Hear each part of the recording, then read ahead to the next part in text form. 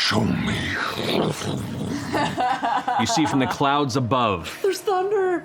Yeah. Bits of lightning crackle and descend. Elements of heavy wisps and fog begin to gather as you see elementals begin to curl down from above. You see 3 creatures made of sparking electricity, themselves like long serpents snaking their way down from above. As these dangerous, burly, storm-like cloud entities begin to race down towards you. Massive, angry, hammer-like fists of condensed anger racing in your direction.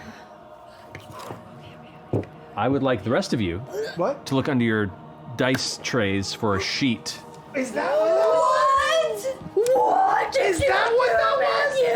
Wait, we get to Jaeger these things? You guys, I'm gonna fight all of your job is to fight the fuck out of Yasha. Christmas. So, Marisha, so, Yasha, at the top of your turn, as you're kind of looking around, you hear an extreme impact hits the ground in front of your eyes, go blind from the flash of light. The ringing hits your ears. As you stand there, slowly taking in the space around you, you see on the ground the small crater, and in the center of it, a blade that looks suspiciously like the one that you borrowed from Lady Kima. Energy sparking around it. What do you do? Okay, hold on. First things first, I'm gonna fucking rage. Yeah. Damn right you are. Jeez. Okay. Okay, so I'm gonna rage, and I'm gonna reach out, and I'm gonna try to grab it. As you pull it out, it comes out smoothly, and as it does, the energy kind of arcs off of it, and this warm, kind of vibrant light just emanates from you out to about 5 feet. You become this like lantern beacon of holiness, holding it in your hand. We're done. Okay. Following Yasha, we have Sam. Marisha, you're on deck. What's my backstory? How did I become a storm? You became a storm roughly 10 seconds ago. Okay. By the will of the Storm Lord, you now exist and are filled with an anger you don't understand against a creature you've never met. All you know is you must destroy. Okay, thank you for that. No Now worries. I'm prepared to make my move. Accumulated charge. I drop that. Yeah, that's 17. 26 lightning damage. I'm unconscious. You are. I'm out. But you're also a 14th level Zealot Barbarian. You better fucking believe it! Okay. What did that do? Stays up and fights dead. So she is technically unconscious, but the body continues to fight. For how She doesn't long? take 0 hit points to heart. Yep.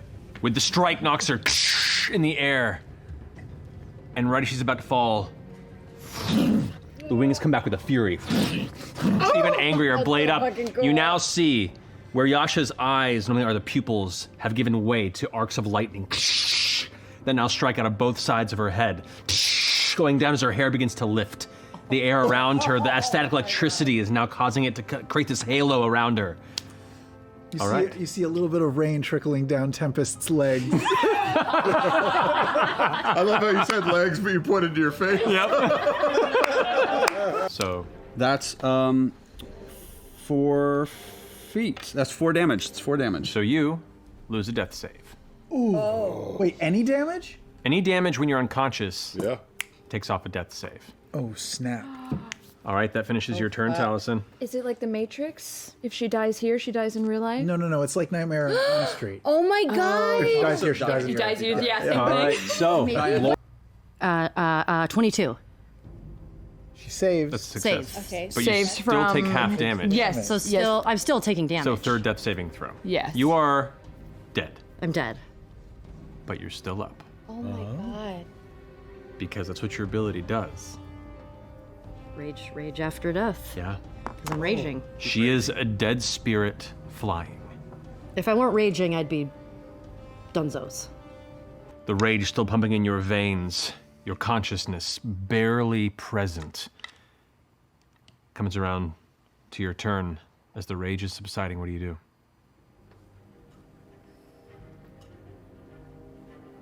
I rage again. And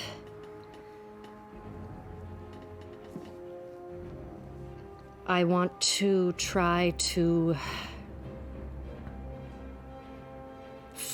fly up to where I think the Stormlord is, get closer to him so I can be eye to eye with him. Okay. Where do you find your strength?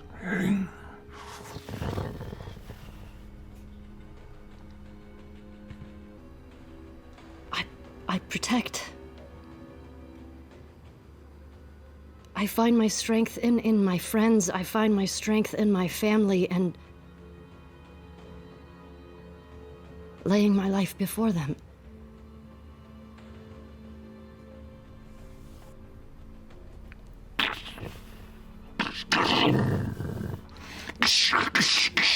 Bolts of energy begin to just gather, more and more frequent, arcing all around you. The inside of this dark space begins to light up all over, hitting in the center, sparking. You're having to push against it. It seems like a whirlwind is spinning up. The wind is pushing at you, and you beat your wings as hard as you can, still teetering on that edge of consciousness.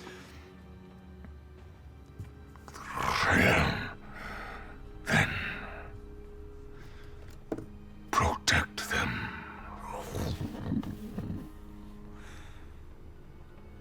And it all goes dark until all you see are those two burning, crackling eyes.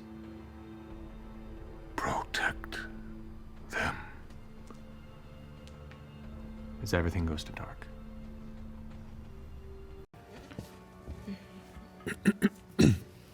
God, you're a pro. I love watching you work.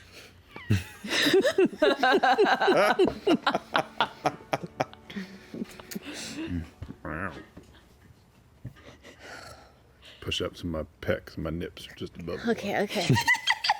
This is good. Can you, for every word, like, flex your pec? Okay, yeah, that's how it counts. Whoa. Always wanted to do. Okay. I lost everything. I know, they shake you out, don't they? They're shaking. Let's be fair, we were all hypnotized. I mean, let's be real. Okay. The rising sun. Everything I want to say has a lot of extra words, and I don't know it. Okay. Dad bod be damned.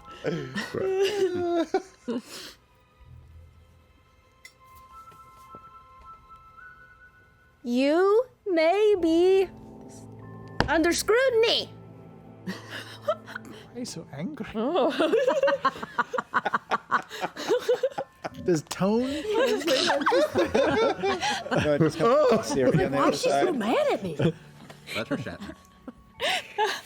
Ikitong could know about our involvement with you. He could be coming. Maybe he can help. Though, where are you now? I like to imagine he dropped his coffee as soon as that hit us. You are under scrutiny. The response comes rapidly. Volume down. This is challenging tidings. Then I cannot stay here long.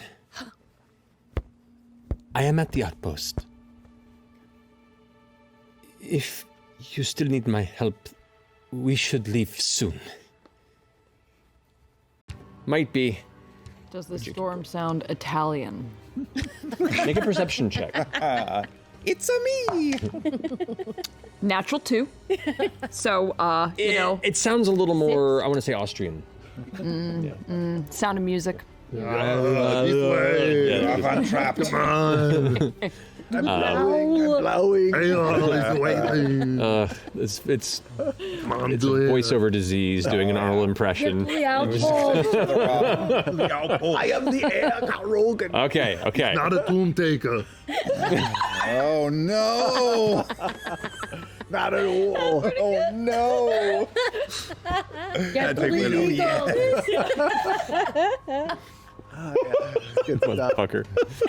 Okay. Do you want to ask Vandrin which jungle he's in? You want me to? I mean, I'm gonna send a message to Vandrin. Okay. Too late. Thought you were being cute. I did. That's what I got. Stick your finger in the mousetrap. You get fucking snapped. Hi. Me again. What jungle are you in? I'm with Ford. He's just wondering. He misses you? Am I allowed to say that? He's. I don't know if I'm supposed to say that. He misses you. Is it a verbal message or a mental one? I don't know. Okay. I think you speak it out loud. I definitely speak it out. I was asking in my terror. Actually, that's a good question. It starts with a chuckle. Not entirely sure who this is, but I'm comfortable enough. Somewhere near Besaft. Near Besaft. Not even really sure. He seemed unsure where he Got is, it. Ford. Where is it? Where is it? Where is it, Ford? Sure. Where is it?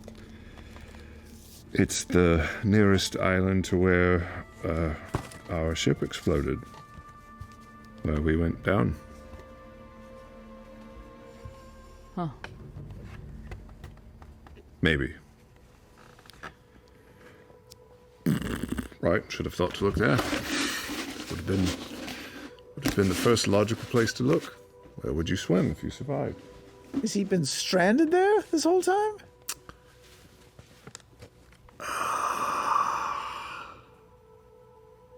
Oh, well, no, he got a book. I mean, he's been to civilization or Well, something. there were other people on the island. I don't know. I'll unpack that later.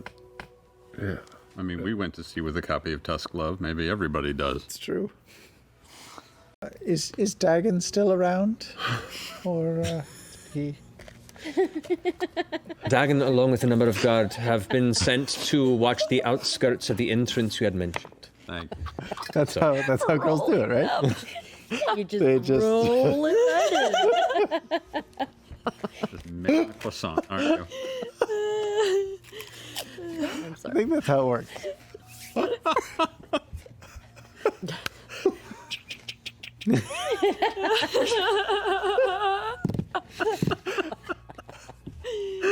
I would.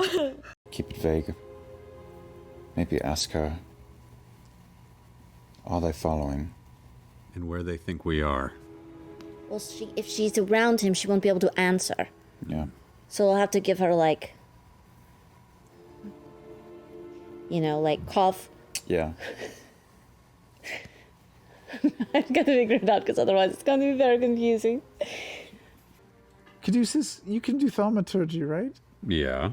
Maybe you could make it sound like seagulls are happening behind her. I don't know if that transfers. I don't think it think it's sends just- my just environment. I think it's just my voice. You can still do It's it. like in a the system. background. Just Foley. PA. We make some cobblestones and maybe some street Good. vendors. Oh yeah, we could do some call out. Hey, good job! Oh my god. Can you walk around in a circle? Everybody. Idea. I don't need any more distractions, please. Haberdasher!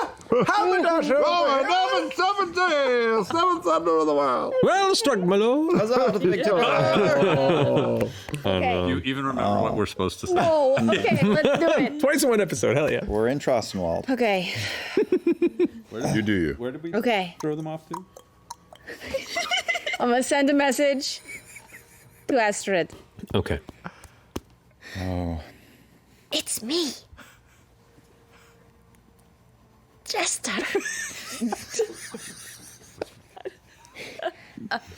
Hey, I don't know if you're alone. Oh, Jesus. If you're not, and you're following us. Oh no. Oh no.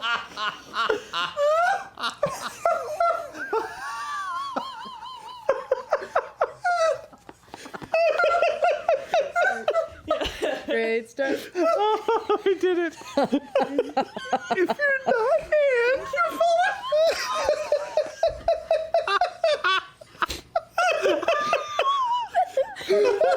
Oh my god.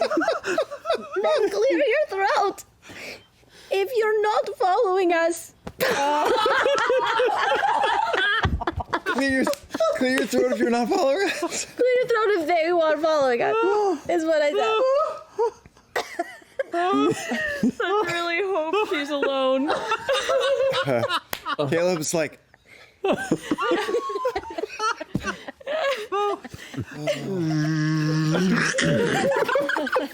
Just a pause.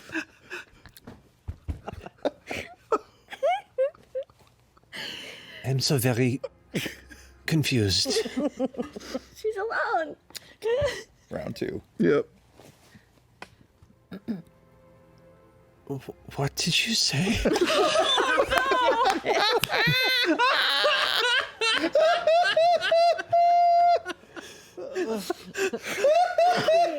She's alone. I'll send her another message.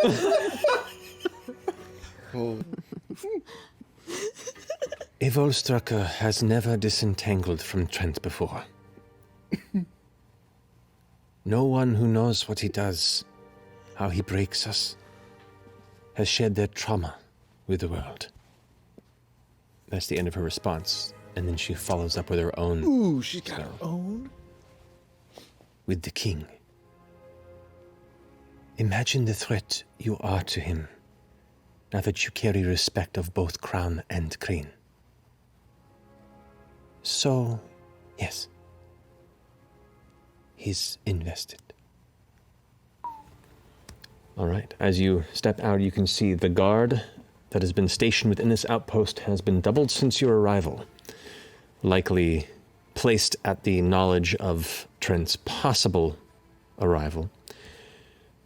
But they all see you off, giving a respectful chest and hand bow towards Essek and you as you make your way beyond the outpost and back onto the familiar white, snow-covered icy plains of the valley, cresting into the bowl that is the ruin of Aeor. Oh my god. And we'll pick up from there next week. Go!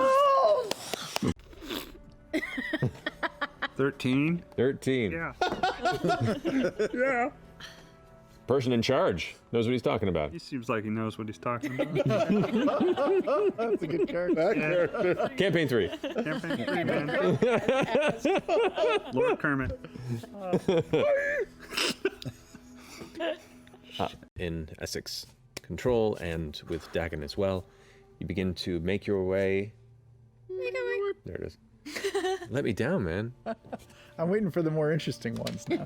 Oh, he's evolved. Oh, you're playing. Okay. You don't play on easy anymore. We're down here slumming. Okay. I'm going to attempt it only because it's the only time I'm ever going to get a chance to do this. I'm going to do the move from our animated opening where in the opening it's not, but she runs up a giant's arm and shoots a giant in the head as she goes. You want to do it? You want to do it? I'm just going to do that exact move. Let's give it a shot. Make an Let's do it. Yeah. Make an acrobatics check for me. Come on. You dart around, leap onto its hand, and then running up its shoulder, then I jump think off of it. She like shoots it in the head as she like goes past its head or something. Yep, so go ahead and make the attack as you are currently running up its arm and onto its back. And somehow trigger it remotely? We would could also also need another way out.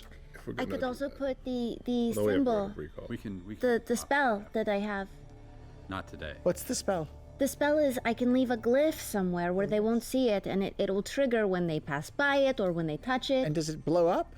It can do a lot of damage to them. It can make them very scared. It can stun them. It can do all sorts of things, That's whatever pretty we cool. want it to do. Probably But do with things it might be like smarter to do that close to wherever we plan to attack them, because if it takes them out for a minute, Right. we need to take advantage of that minute. You can know? stun, like we want to take advantage of that 1 minute where they can't move, so Exactly. that I needs to be sure near would us. love to set an Inuit charge at the top of the tunnel. It does psychic damage and stuns them. 4 of them fall and fall past your glyph on the way down. Man, that would be. That would be fucking awesome. Is there a stairway leading up if I sort of peer in there, or do we have to climb? You don't see stairs, but a lot of the fallen rubble of the precarious interior is possibly There's a climbable whole to get path to this. for us to climb up there. It's like how the rubble fell simply for us to go up there. You don't have to convince me. Here I go. We Presence. should leave. We should leave here because I think that's alive. That thing that's moving, the fur. Yeah, the fur that's moving is probably Okay, alive. but here's the thing though. What if this silk robe on this half skeleton body is like the thing that we need to This is win? the clue. This is the clue to Aeor. This is the This key. is the clue. This is the literal clue. What if it is? Have this conversation here. What if I just like move some of the stone for you to get the rope? What if we just try to like? Have you ever seen those things? Those As people. she's talking, I'm backing away. Those people, you know, that like they with a tablecloth. What do they and do? go, "Foop." What do they do? They're like magic people? You know, they pull it out. Where'd you go? Are you gone? You left. Silver robe? Silk. It's silk. What if I just do like a quick? Does it look like? Okay, I just have a really quick question. Yes. Does it look like? Does it look like the robe is like really like it would be a lot of work to pull it out? Dungeons and All you see. Okay. Wait, what am I? I'm adding my strength. Okay, that's not bad. That's not bad. That's not bad. 21. 21. You reach out, grab the edge of it. I need you to roll a Constitution saving throw. And you pull it free. It comes out. Some of the rocks come and settle. Okay, I'm gonna. Yeah. Roll a dexterity saving throw as the entire tower begins to rumble and collapse around you. Oh, this fucking okay. out with Ford. Go But for we'll it. get to that. Well, it takes you 10 minutes to do it, so in that 10-minute period, what do you say? I think you're right about the Inuit charge back there. Just the more I think about it, the more that seems right. I'm thinking about the dozens of ways that we could blow our cover to Lucian before he even steps in that chamber. First and foremost being if any of those rangers get spotted. I don't know. I'm just afraid the further down we go, the more we will blow our cover that we are here. And just spatially, it's a gift. Line of sight, gravity. I don't know what would compare, but Having, they're very confident the last time we met. yeah. Having some sort of ripcord, though, if things start getting really bad, like last time. It's the only thing that I'm trying to think of now with this situation. What do you mean ripcord? Get out of Dodge for us if they do start overtaking us and it all backfires. Where does that go in your mind? We leave and what? I don't know. I don't think we're leaving. Definitely had the tables turned on us before, but for the moment, we're at least between him and what he wants. Yeah. But we are going to win this thing. We're going to fight until the last second. We're going to win. There is no leaving. Maybe for some, but not for me. And I don't think for you. Just thinking about the others. I know. They look to you. Into it charges, and then ending with, you know, the big thing that you have. I'm distracted. Symbol. Symbol. Yes. Reminded me of a thing. Member of the indigenous people of North. Caleb walks over and palms Essex like almost entire torso. Oh, careful. He looks over at Caduceus. I'm aware. I'm just waiting for a Don't like moment where this. you're back to normal, and it's just easier for me to do everybody at If you once. don't. Holds out to Jester. Yes, I understand. Put him down, Kind of Caleb. pats the finger, goes like, "You can put me down, Caleb, please." Well, that works too. He's like clutching it. He doesn't think clearly when he's an animal. Evidently. Iggy Thong is following us, yeah, so is he also?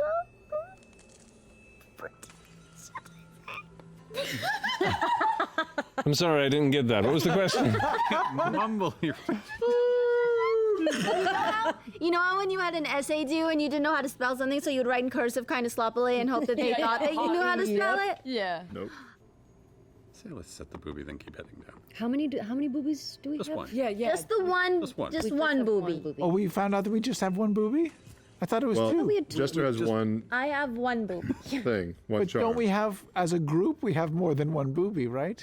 Yes, but There are 3 or One that 4 works here. in yeah. Find any of those strange blue and green glowing lights. Not get too close, but get a sense of them. And look for the entrance to the Somnova Mortar. Any entrances or And also ambush points, choke points. I don't know what any of that is. But And also sure. any snacks. Yeah. I know what that is. If I see snacks, I will identify them immediately. You see the Any concession ward silver or, you know. rolls, any kimonos. Silk Road, Word, you know. food court, Express, no way. KB toy store, Oh, my favorite. Okay. Ooh, they have Sharper. Sparrows. sharper image for massage chairs. We can all get a quick. I love yes. those. Is there a way to put like some oil down where they would drop too, so that we could light that up when they hit the ground? Or put the sovereign glue where they might fall. And then light it And up. then- They're stuck there. Also the stuff comes and gets them. Yeah. It takes a minute. Oh, and we have Wolverines, and we let those go, and they attack. But we put, because we This put is the food most there. Divinity Original Sin 2 setup for an encounter, and I love it. I love it. The fire would attract the mold, was all I was thinking. Sorry, Caleb. Here. Transmutation specialist. Like broken Xerox. Immediately. Well, somewhere in Exandria, there's just a YouTube channel of people just taking gems, going just like this. Oh, it's so relaxing. Today we're going to be doing Here's your a tapioca baseball-sized flour. opal. Enjoy. Okay, great. Full hydraulic press So I also channel. need- Yeah, but I spent at least 3 hours last night lost on ScryTube for like Fourth level slot. Go multiple on. new channels. Okay. It's worth it. It's worth it. Yeah. I'd watch Get ScryTube Premium. Yep. No ads. So I don't know if Nobody it was pays for said, that. but Nah. when they get down in... Expend the Kill something charges. tonight. And with that, as Caleb holds the staff in front and kind of guides it upward, you feel yourself lifted up from within. Some sort of invisible energy almost seems to grab you within the chest and lift you up. Oh, it feels It's- like it's grabbing my boobs. That's not intentional. Inside. The panic. But sure. No. No, that's Every crab draft is going, hey. I'm not okay with this. Smooth, pretty, bubbly dick. Alrighty. In like, Horror story. Going in, but it's not it's going in, out. it's bubblegum pink while I'm drawing it, but it's going to disappear as soon as I'm done. What? Nothing. Carry on. Yeah. Alrighty. Yes, guys, we know about Bad Dragon. We have for years. We have for years. We have a licensing deal coming up. What? Who? Oh. Get out of bed. God. Would take that sponsorship. Oh my God. The conclave deal? Anyway. Sorry. Anyway. It's hiding now. Okay, anybody coming within range of it, but I will set a password on it. Okay. So that if we have to, if Caleb has to do the thing, so the password will be Dick. Good password. Would never have guessed. Very original. You're full of surprises, Mr. Bailey. You know how to get into Jester's iPhone. Jester nothing. It's how to get in the lore. 6969. As this is happening, Essek kind of walks into the tower and looks around. Yeah. I don't. This is quite impressive. Is this of your own design? Yeah, I've spent several months tinkering on it. It's for these chuckleheads. Look, though, this is your influence, pointing at the stained glass window to Dunamancy. I'm happy to contribute to otherwise prominent Zemnian influence. I'm sorry, go ahead. I think continuing this path, it would not be long until you are creating your own permanent demiplane. Remodel. Yeah. Do you fuck with that at all? Do you fuck with that? I would like to eventually fuck with demiplanes, yes, but I'm still expanding my research. The pursuit of magic, in the ways that we know it, in the ways that we've been disparately, but in some ways similarly raised and studied. At a certain point, it becomes about the self. It becomes about what I can do.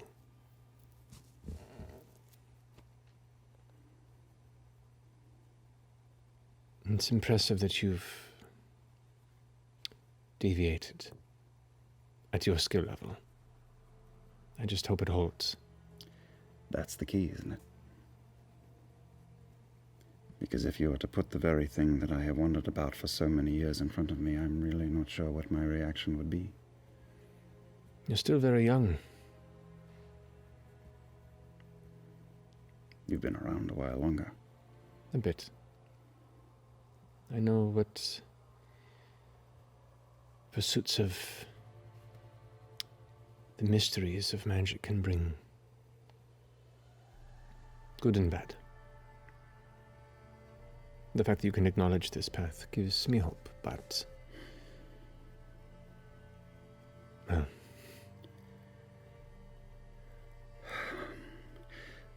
The one thing that has stayed true, though, is that I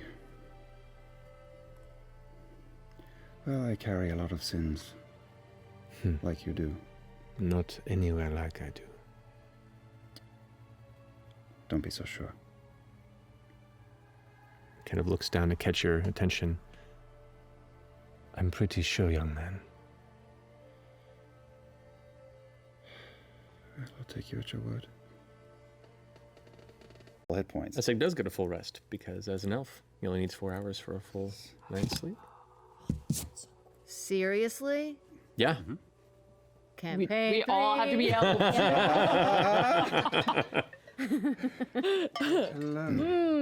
Ford. The Rangers have had a sighting. A troop of 5 approaching. They're asking if they are to engage.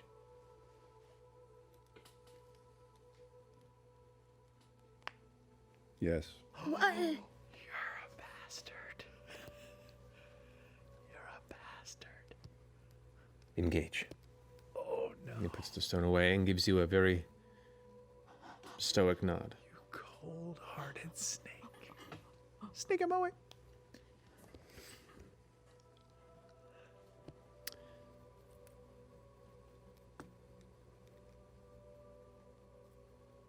If they are what you say they are, there is no way that that ranger troop is going to make a dent. No. So we know they're coming. Should we wake the others and prepare?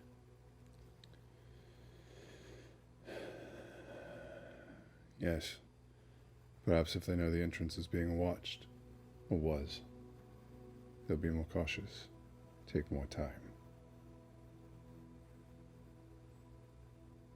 So you are intending to let them rest longer? As long as we can. You see the 3 little lights. And then you lose connection with Frumpkin. It's happening. Now let me make some rolls here on my own. And I release the tower. All of you who are still unconscious are knocked out of your deep sleep into the somewhat cold interior, the non-comfortable center of this tunnel. For a moment, you're discombobulated as you begin to realize where you are and why. Get into the space. Those who can see Typhon, Otis, and Zorin, face down on the ground, not moving. Yeah. His facing as he shifts the eye into place, and he kind of picks this thing up and goes, "Oh, that's right. Fucks up my plans a bit. But well played. Not gonna lie, well played. Gray, take care of this." Take care of this. Should. With my bonus action, I will cast Far Step, and I will jump over the cone to where Zorin is on the other side. All right. That's cool. Good to know. And I will fucking swing away at Zorin on the ground with advantage on my attacks because he's Come prone. on. That's 30 to hit. That's a hit. It's an auto crit. He loses 2 death saves. Oh. Yeah. Yeah. Fuck this motherfucker. All right, go for it. That's cocked. Yeah, that's 28. How do you want to do this? He is face down on the ground and is out. The first strike as you carve into him, the body just gives in. And I'll look up at Lucian. I'll take the Star Razor. I'll shove it in his neck and turn it. The head just kind of dislodges a few inches. No way out of this fight, my friend. Apparently. At the end of your turn, he's going to use 2 of his legendary actions to shift focus. Look over here. Shifts it that way. Yeah, it's a good call. Good idea. Finishing your turn, it is now Kree's turn. As well. 2 legendaries. I guess there's only one thing left to do. Kree goes ahead and picks up her backpack, darts over. You're gonna try a dimension door. Absolutely. Absolutely. Takes her cloak, this like kind of deep red furred cloak, wraps it around Lucian, and both of them vanish. Wait. Yeah. Can you Counterspell, he's in the cone. Yeah. Oh, he's in the cone. Ford is in the cone right now.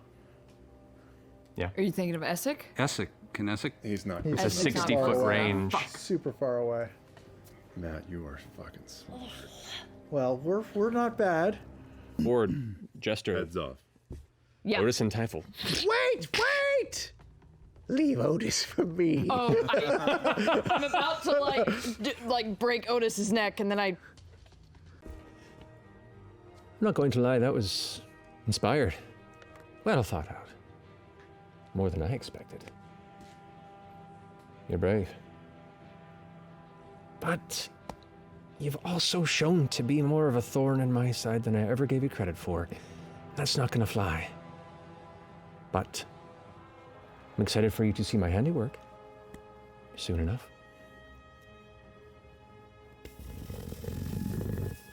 You hear this rumbling sound ahead.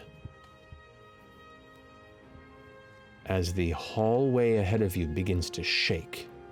he's collapsing the tunnel. He's collapsing the tunnel. Don't. We can't go in there without. No, we're. This is what broke us last You time. gotta stop. We have to regroup. We have to assume this is not something that's going to happen immediately. The 2 we just dispatched, but I don't know if we. It's the cake! Is out and grabs you, helping you steady preventing you from falling and causing a ruckus. And you continue onward, following the intense, dark-cutting eyes of Jester, who follows the blood trail. Continuing on. Investigation face. Look at her. She's Wasn't so your glasses focused. fogged up right when you did that? I just want to drink the tea and I can't. How long has it been, roughly? Since the battle? We start. No. So good, Cognouza. dope. That was the best you've ever lied for. Thank sure. you. Well, I was thinking like instead of lying, I was gonna try acting, which is kind of, I mean, they're different, but like it feels different. So that was I was feeling pretty good about Maybe you're that. trip to the amphitheater is Similar, sort of though. like. No, I was thinking about taking some improv if all of this works out. Oh, fun! I'd like to join. I should meet some new people. You're all great, but I should probably meet some new people too. Oh, well, yeah. So good in an improv class. Yes, I am. No. Yes, and. Yes, also. Is that how it is? Seriously though, you should identify it. She worked so hard to get it. I'm 1 minute into casting comprehend languages. Caleb, when you're done with this ritual cast, you should really work on identifying the robe for Yasha because she Trying worked to really hard say on the getting it. incantations of the spell. This goes to that one, and put that the one robe goes on. to this one. No, what if it's cursed? Is anything happening? Wondrous item chill. Yasha, Oh no. it looks great.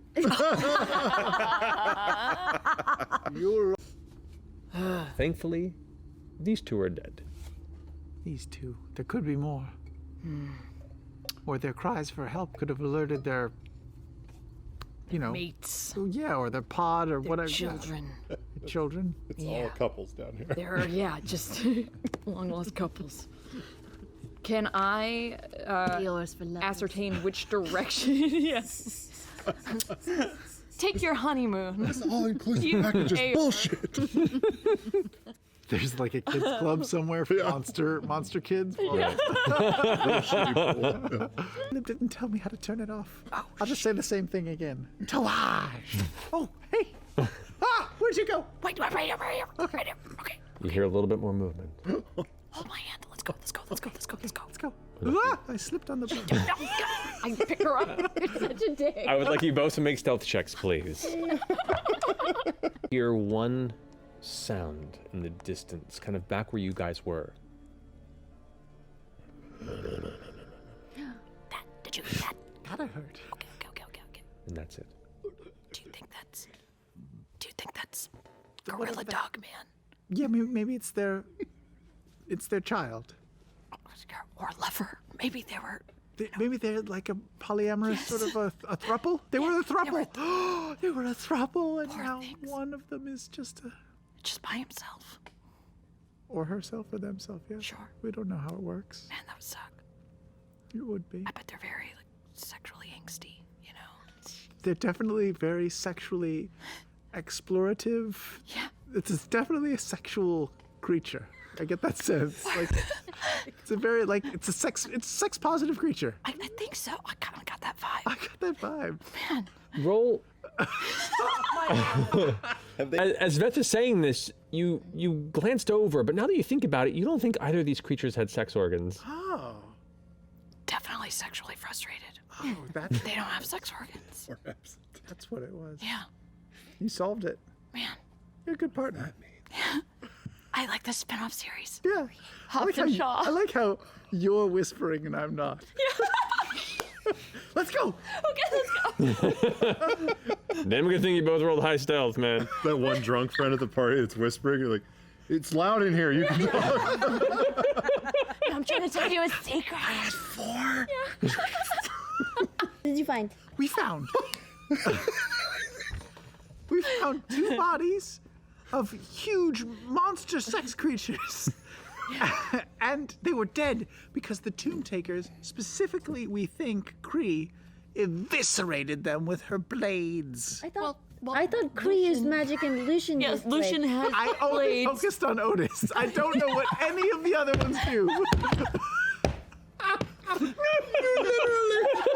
You fought with Molly. She totally came to this conclusion on her own. I don't know. Was there an ogre? Lucian has scimitars. Lucian has magic and eyes, right? Lucian doesn't. Well, he has blade. I've never seen Kree use a blade. I thought because she We have, was a like foot, blood. we have a foot tall. We have a foot tall toy with swords. He has a sigil. He has magic now. He doesn't need the swords. He has the eyes. Magic, yeah.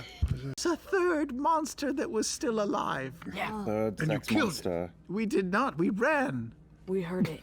Perception. What did it sound like? Is there a monster coming It sounded forth? like Make an insight check. Are you looking for one? I'm looking for one. Make perception check. Okay. Right, did it do like a... Yeah, it was like a 26. It was like a ululation. With disadvantage because you cannot see in the dark. 17. 17. All right. I think you're the best. I can assist you. Sure, you're a medicine woman. Uh-huh. Yeah. I'm Want to good do at a quick medicine. heart transplant on a Yeah. on a dead robot from 1,000 years ago? Cool. Hey. Hey. Eyes suddenly brightly glow a dull blue hue. The arms comes up and you watch as his body begins to like convulse and shift for a second. Before all of a sudden it's about You can You understand. got an hour. But you have an hour. You hear hello, my designation. There is no record of that designation. Please offer a designation. What's a name? No, I don't know. What about Proto-Doty. Diddy or Daddy or Daddy? Oh, Doty! Chappy! That's stupid. Charlie it is. Hello, Charlie. Charlie. I like seeing names. Charlie. I am designation Charlie. I am an Aeormaton citizen of Aeor. Hello. Hello. Do you speak common? The cutest. I do not understand your request. Okay. How quickly can you learn new languages? I do not recall. That It appears I have sustained. It appears I've sustained some injury. I will die Is for he this in pain? creature. Do you remember what happened? I do not. My systems are damaged. Perhaps the Genesis Ward may allow me to reboot and present myself. Where would the Genesis Ward be? You see the eyes all of a sudden go wide, and this like brief, very faint scan goes woof, woof, in the space around. Huh. That way. And it points loosely in the direction that you're already going to travel. I must ask permission from my associates. Oh no. Oh. I do not recall my associates, so I will be my associate. You will be my associate. Charlie will come with you. Happy to be an associate, Charlie. For all of your parts nearby that we can maybe collect. You hear this like faint repetition of your voice. All of your parts nearby. Oh, you can't understand me. And then responds in perfect common. Answering your question. Well, that helps. Wow. I have only the parts of myself present. I say in the other language, show off. Do you have any offensive or defensive capabilities? No, I am a companion. Cool, cool. Are you in pain? I am not engineered to feel pain. Okay. Can we fix you? Your injuries? Yeah, the Genesis Oh, Ward. okay. Indeed. Let's I'll go. pick him up and I'll strap you on my back like Chewbacca carried C-3PO. Hell yeah. I do not understand this reference, but certainly. Neither does anyone else. Charlie, are you familiar with this entire city? This is Aeor. Yes. Do you know it backwards and forwards? I have an internal map of Aeor.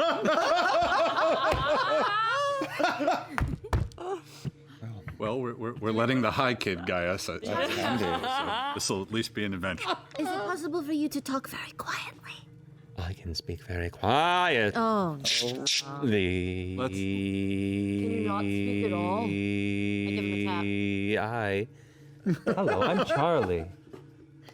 Hi. Let's get to the Genesis ward, I think. This is Essek.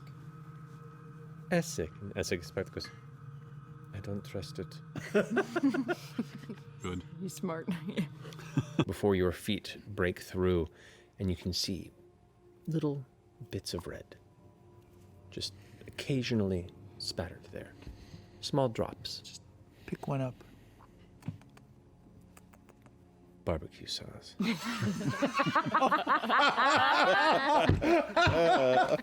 Mesquite! What I wouldn't do for some hickory. Yeah, so 15, Plus your weapon. 15, 18. 18. Okay. You're just the cutest. I'm bad at counting. Sorry, buddy. Just can't compete with its sexual energy. I know. Right? Just look at his little like Speedo he's wearing. Yeah, I know. He's wearing I'm a little. hideous little Well, I'm a little underwear. fucked next round. He came to party. Yeah. I'm pretty sure those are leather. He saw the dancing and he was like, Yeah. Play the Right Said Fred music. I'm gonna use the last of my. How do you want to do this? Okay, so I came in the first time, did a few like kind of Mai Tai kicks. Yeah. Mai Tai? Yeah. That Mai Tai. And then. "Fucking bitch." Stretch. And then. Points of damage. How do you want to do this? Is he wearing a G-string? Or is that just No, that is just a poetic pattern on license? the flesh. But it looks like it. But it might be a He G. could be. You can't tell from No, this I angle. think I'm close enough proximity. I'm gonna just sort of shove the crossbow in its mouth. As it's like leaning over Caleb, trying to bite into the shield, and you just jam it up in his throat. You can't have sex with my friend. And I'll squeeze the trigger. I'm going to cast. Help! I'm going to cast. How hurt does Ford look? How hurt do you look? 50%. So here's the good part. You look over at Ford as he's doing this, and as he's like shouting over his shoulder for help, he looks hurt. There's something odd about him. There's like a darkness pouring down his face. Darkness? So what are you doing? What happened? Fifth element? What did you roll? Something's getting your eyes too. It's just sweat. No. I'm just so cool. And Pull back, and your palm is filled with hair. Hair? Yeah. What are you doing? Your eyes have mustaches. He's starting an emo Wait, band. like, is he just fully covered in hair? No, it was just like hair like matted to his face from the sweat. The sweat? Can you wipe it? But like what? His hair or Yeah, you wipe it and it comes free, and you look and there's just a bunch of black hair in your hand. Uh-oh. Does it grow back though? I start doing this. Yeah, you start hitting it, and as you do, more hair begins to fall out the back of your head. You start seeing patches of hair, patches of skin showing up throughout the scalp. Oh, wait. It's not growing hair. It's falling off. Oh no! Oh no! What about my? He's laughing. Wait, hold on. What about my beard and my bow bun? So at this point, you realize that your beard, as you've been doing this, patches have been scraping off. Oh no. What? What about down below? No, don't touch anything. It's all coming off because you're wiping it.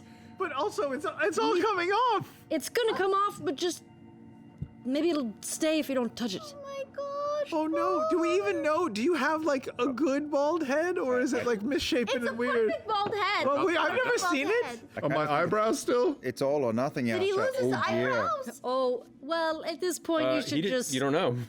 They're patchy. Yeah. Don't touch it! I'm gonna touch his eyebrow. Don't you fucking Mage hand. armor of Agathis! Do you mage hand? Mage hand. All right, and you rub an eyebrow. I just want, just like a. It leaves a mark. The hair is gone. How about you? I had to know. Well, maybe you should just get rid of all of it. I've only got one! There goes the other one. Oh my goodness. Oh no, you're like one of those faces with magnets and like the Yeah, the Mr. Wooly. Yeah. Classic Zimnian toy. We should keep going! Side note, did I, when she cast Scry, did I see the same thing I saw when I was a giant ape? Yes. Okay. What?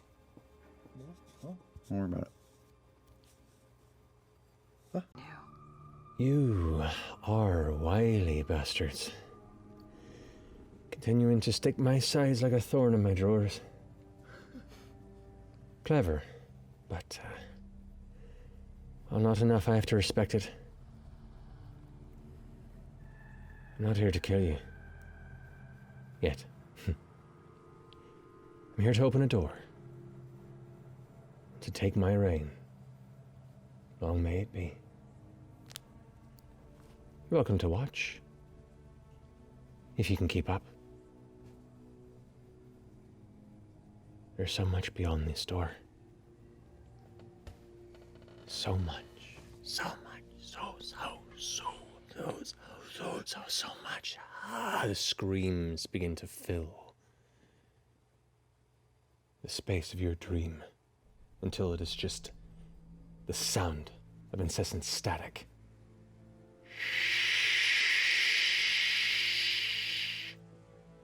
The important question, how's my hair? Oh God. Oh yeah, great questions. Still bald. Not a problem. I wave my hand and all of my hair comes back. Perfect. Oh, is it an illusion? What? No, I am a powerful practitioner of that. Don't touch it! Mage hand. Mage hand. It's there. It doesn't move. It's not a problem. It moves in the wind. Do the eyebrows look firmly in place, or are they just kind of like wiggling? They're where they're supposed to be. Put your eyebrows up. What happens? Yeah, he's pretty good. Oh, okay. Well, it came back. See? Wow. It's just like a half-second delay is all. Like a really old cherry tart, Charlie. I may try one. Puts it into his mouth and you watch it just kind of like get gummed into the jaw for a bit. Pieces are coming out. What do you think? Delicious.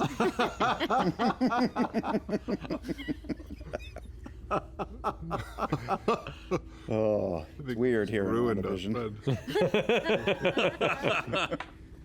And you look up and you can see dozens and dozens of pieces of rock, chunks of stone, parts of street just floating and gently drifting, locked in place. Oh, gravity. That face Marisha is like the best. Oh no. I'll hold the other end just in case he's... Also, Ford, hold on to my waist. Oh. Plant your feet. If somebody goes flying down, you know, it's gonna give us a lot of force. Okay. All right. Picturesque. Hold a little tighter. Essek, as you hold the rope, Essek just kind of like gingerly places a hand on it and just Mary Poppins down. We'll ready ourselves if we have to do something, but I say we take a risk. Let's give it a try. I'm going to regret saying that so much. Plop him in. I put him on the We all pillow. agree? Charlie, do you know how to make this thing work? I assume that it, and at which point the doors start closing as you kind of back away and pull. The doors, you hear this muffled, all right. I think, this high-pitched whirring sound. Gonna back behind it.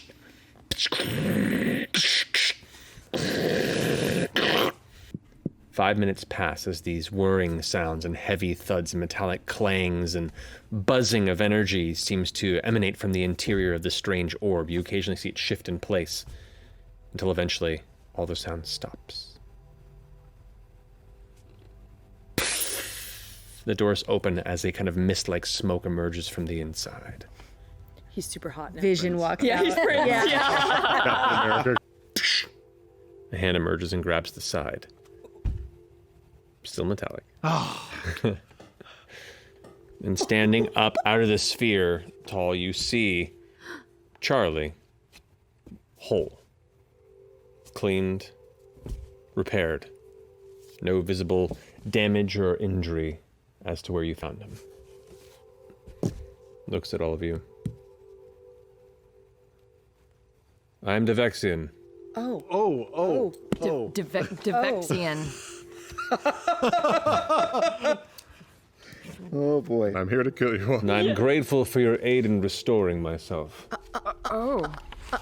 Might I ask, what has transpired here? Oh, boy. my Wow. Can we walk and talk? Let's walk and talk. Yeah, we're. That's a walk or a walk into. They're going to somewhere deep within this area and are trying to, as they said, bring part of the city back. Threshold crests deep within this area. Astral sea? Yeah. You said? B9. B9? E9. Is where the planar tethers are, centered around the Immensis Gate. Great. Immensis Gate? You requested my assistance and I sealed it. It's up to you whether or not you wish to inspect it, but I do thank you for your assistance. Consider this a gesture of gratitude. Devexian. I guess Vex for short. I know we only just met, but I won't ever forget you. And I know with confidence that you'll never forget me. And there's some comfort in that. She's horny. I gathered. Thank you.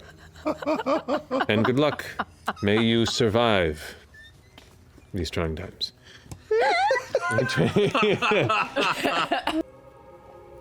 Is there anything that looks fucked up? Like it could have been fucked up from like Dunham Man's magic? Fucked up. Yeah. I mean, this whole city looks pretty fucked up. I don't know. This place is kind of busted, you guys. I don't know. Did you step inside? Yeah. Yeah. He did. Oh, It closes. Oh my god. what are you The doing? gem. Oh boy. What if he steps out and he's like, My name is Devexian.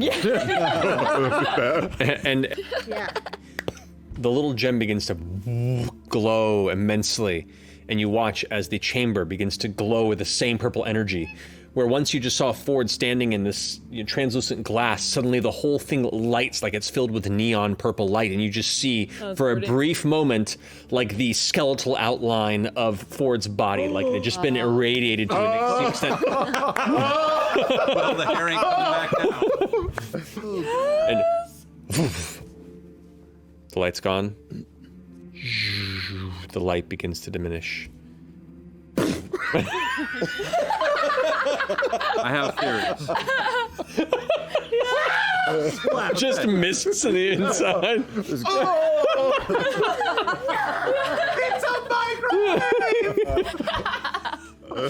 a Ford seems fine. Is his hair back? Is it closed? Did it Is it hurt open? while I was in it? It didn't hurt. It's odd. They felt this like weird like warming sensation, and then everything blurred for an instant, and then you're standing there, refreshed. The door opens. Hair's back. What about your teeth? Are they like fully tusks, or are they like filed still a little bit? They're where you left them previously. Okay. Should you have any interest or need, you can consider it a long rest. Oh. Good to know. We could have gone in here instead of actually taking a long rest. We wouldn't have known that. Slash into you. Do I get a no? Because he's in. It's still in your range. Stop it. Wow.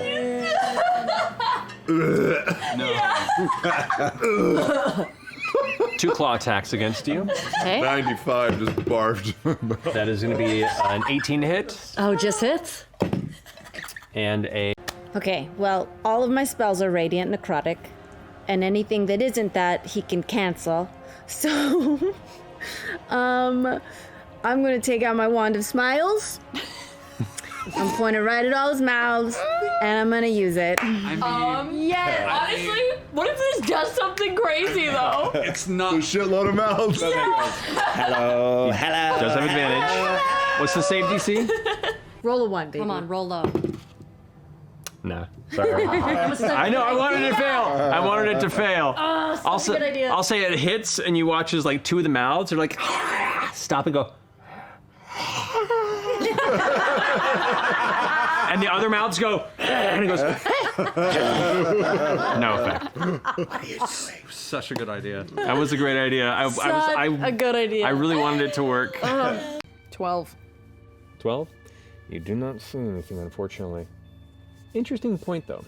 As you kind of gather yourself here and everyone's kind of jumped off, you go for your goggles. But the shadows aren't quite as piercing as they once were.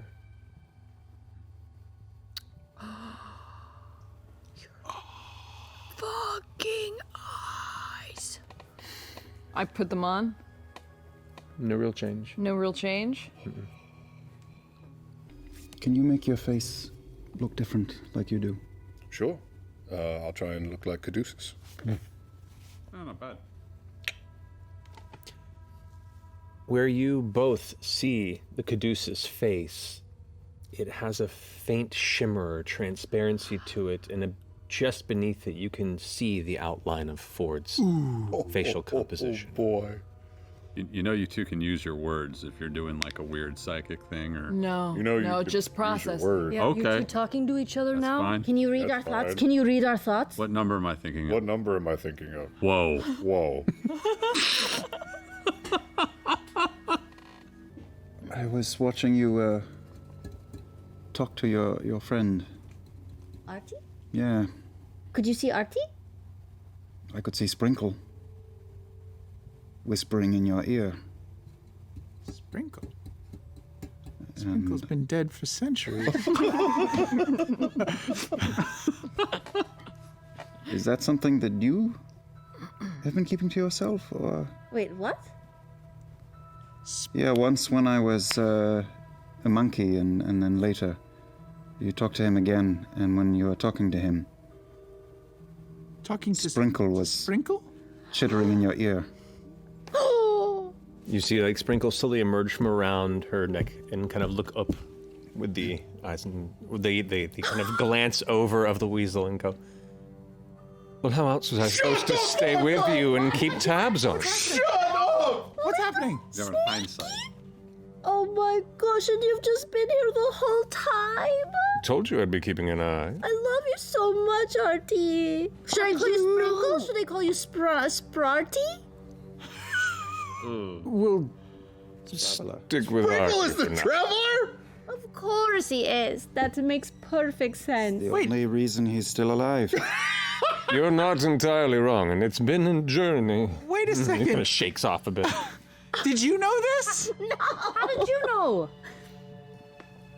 Is there anything weird I have that I should have noticed? Am I missing anything? No. You weren't in close a proximity during I the... didn't see I it. think we joked about that one night. Fucking weasel. Shit. What? Oh my god, that makes perfect sense. And have you always been Sprinkle? Did you take over Sprinkle? Did Sprinkle die and you like absorbed? No. You've always been Sprinkle? Well, let's just say the gentleman who sold me was surprised to see he had a crimson weasel, but wasn't against selling it to the first person he came across, which I counted I on. even put a little blue bow, a little green bow on you. It makes perfect sense. He killed the real Sprinkle, just saying. Well then, Shh. Wait, there was never a real Sprinkle. It was always deal the with traveler. Professor Thaddeus. He actually just was a dick. Did you know He's him? just an asshole out. Well, what the fuck? Spend a little time with him. Kind of a dick. I'm just... That was cool. Didn't I bathe you one time? Yes. Oh my god. You scratched me though. Yes. Okay. I am going to look at Caleb though and be like, You're gonna try to communicate? can you hear me in your head though? Yeah, can you hear me? Yes, I'm thinking this. And I'm thinking, she's probably trying to send her thoughts to me. As she stares at you, you hear the faint echo of her words into your mind. He does not! Ah! Just you? Just you?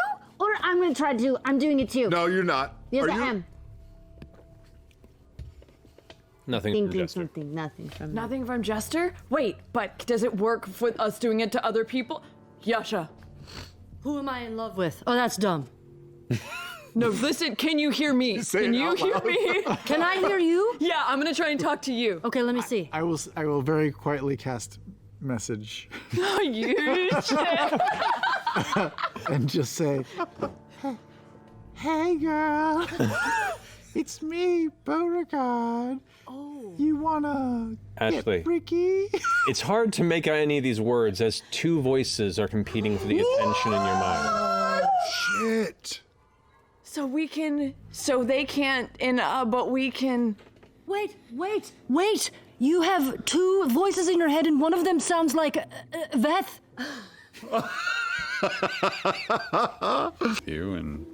You can probably think at communicate with him. He already is. Yeah. Oh, He's talking in your brain. He's talking. Can you hear him right now? No. how about now? Ask him where he is. Don't do that. Don't do that. Why? He'll think about us. It's weird. It's just wild to me that the least amazing thing about this exchange is that Sprinkle is a god. I don't know. I think that's one of the most amazing things about it. I agree, but it seems like secondary at this point. I mean, he's also a god. Like it's like the Trinity. He is a god. He's not a god. He's a Fey Prince. He's a weasel. There's a third thing we haven't figured out yet. But at that high level spell, I think it shows you the direct How to path. get Yes, It's it's the not the shortest safest to get path, there. but it's the shortest. Not the safest, but it's the shortest. That's right. Cool. Like ways. Yeah. Make a turn. Cross the 10. On foot. What? Okay. Sure. I'll get there 3 minutes faster. Okay. Helping overpopulation, one set of directions at a time. Pay the ferryman at the LA River. Let me have music. He believes one can anchor a point in one's history and temporarily shunt oneself there. Fucking time Oh my travel. god, they're Aeorians. If successful, expansion to designating anchor points beyond one's own timeline may be possible. Temporal alteration. And this is indicating this can be done with the Don't beacons. give the wizard this. It's indicating that this device Here is before us. right before you was the beginning experimental stages of sussing this out.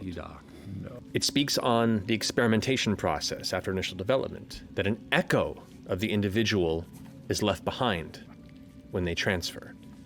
A shadowed echo that is the anchor of them to their own timeline, while they're shunted into their own. So echo and present, full self in. Keeping them That's what connected they're in into the the bubbles? timeline. The echo is in the bubbles, you think? That's 100%. You don't know about that specifically. This is dealing with this scenario. Yeah. Okay.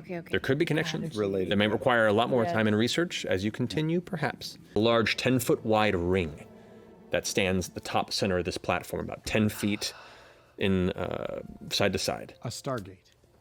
Essentially, Okay. an arcane Stargate. This is In the middle of it, there's a very fine blue, glowing, crackling line, like a mostly shut eye. And from it, weeping, is just water. Just and mist drifting out. Kind of talking and darting amongst the materials are two humanoid figures that are in the process of adjusting things and moving things about. Close and to talking the to each gate or other. Very close to the gate. okay. I'll back up immediately. Reverse army crawl. Isn't this the part where you kick back and tell us all your clever plans? Sure. Step in a bit. And taking what I was owed, I borrowed a few things, with intent to return them. Though some of these pretties intrigue me as he kind of runs his hands across each other, and then apparating from his hand, you see a small, glowing yellow orb that he begins to spin through his fingers. Well, tell us more, circus man. The twitch kicks in again, and he's like, he looks confused for a minute, and then for a brief moment, there's like a hollow confusion. What is why? Why? Molly? Insight check? Insight check. Make an insight check. Something about the words? That Caleb used rang something in him that even he doesn't quite understand. Destruction came not of their making. They were ready. Or so they thought. As they shunted their people across the plains to safety in the astral plane where they knew they could make their dreams a reality. Unfortunately, what they didn't account for was this terrible psychic storm that awaited them. That racked every mind and spirit and shattered them until they became one with their own city. Death would have been a sweet mercy. But instead, thousands of people in the Somnavan that guided them were broken and over time slowly reformed. Powerful. The instinct of their dreams driving them in a place where they could will their dreams to be. At which point Lucian goes, the other side perhaps, takes a bow. And as he stands up from the bow, he pulls the lever up with him. And that thin line tears open to an entire portal to fill the central ring. And where once you saw glimpses of this endless, watery, oceanic expanse, now you see a starscape filled with waves of purple and gossamer, silk like silver. Right. And in the center of it, Kick Jester underneath the water really quick while this is happening. in the center of this space, you see a city. Hundreds of beautiful towers rising up with arches and bridges that connect, streets that wind through. Of all the tales you've heard of the Age of Arcanum, this meets or exceeds those expectations, and it's familiar because you've seen this city before, in flashes. And as you focus, you watch as one of the towers twitches, and another, an eye opens up before shutting across the stonework. I think it's time you pay the ticket taker. And both of them turn, grab the satchels, Are we letting them go or are we running? and run through the portal. Weird, semi-transparent patterns begin to just shiver and quiff. Shiver and kind of move between them and tie and untie. It's pretty trippy. Your size shrinks by one category for 1 minute. You watch as Veth suddenly becomes from a medium-sized creature to, oh no, you're a small creature. small. Normally, you are now a tiny creature. You're hiding and then What does tiny mean? Like, What's going on? like just happened? sprinkle size? almost. I'd say you're about Foot and a half? about a foot tall. They're so cute. What's happening? This is a dumb move, and I'm going to do it. I'm going to teleport right in front of the portal. Okay, with the teleport spell? Yes. Okay. Oh god. Oh no.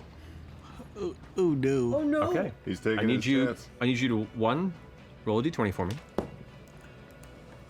18. Oh no. Okay, so first roll a d100, and then roll a d100.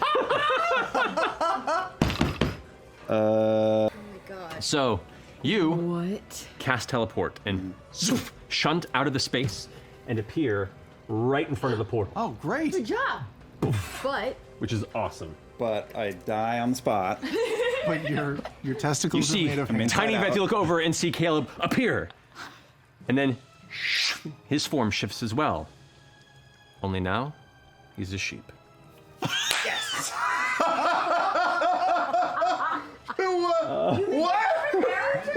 What? I'm gonna use this little turtle. No! You don't have a sheep one, but you are polymorphed into a sheep. You sheep shifted?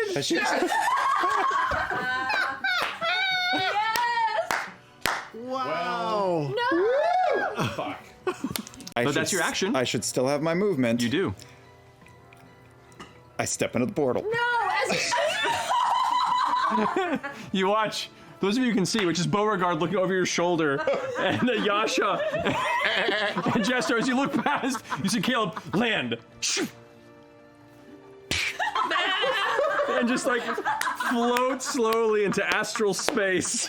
How can I not? Yes! Okay. So it doesn't hit me. It did already use its reaction Oh, it already used its Oh. to strike for Yasha. Oh, that's right. Well, then great. Then I'll just not do that. I'll did save that a on key purpose. point. Anything for my princess.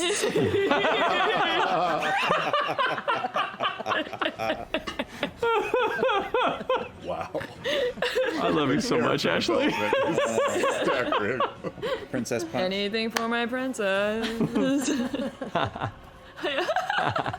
All right. Anyway, enough room jokes. Beauregard, what you doing? That is a 19. Oh my god, I have a reaction to that. Okay. I'm going to. I'm appalled. How dare you? How dare you? I've encountered many bodies of water in my life, but never. You take stock of everyone, including the sheep, and look back Floating around. towards the mass of rock that now it is challenging to figure out perspective of how big it is. It is so immense before you below. An entire, still intact section of Aeor stares back. Hundreds of structures and neighborhoods and streets intertwined. Arches, walkways, tall, tall towers that seem to reach on forever. Somewhere in there is Lucian and Kree. Caleb and Bo. It's at this point you begin to hear in the inside of your head a familiar sound. A static.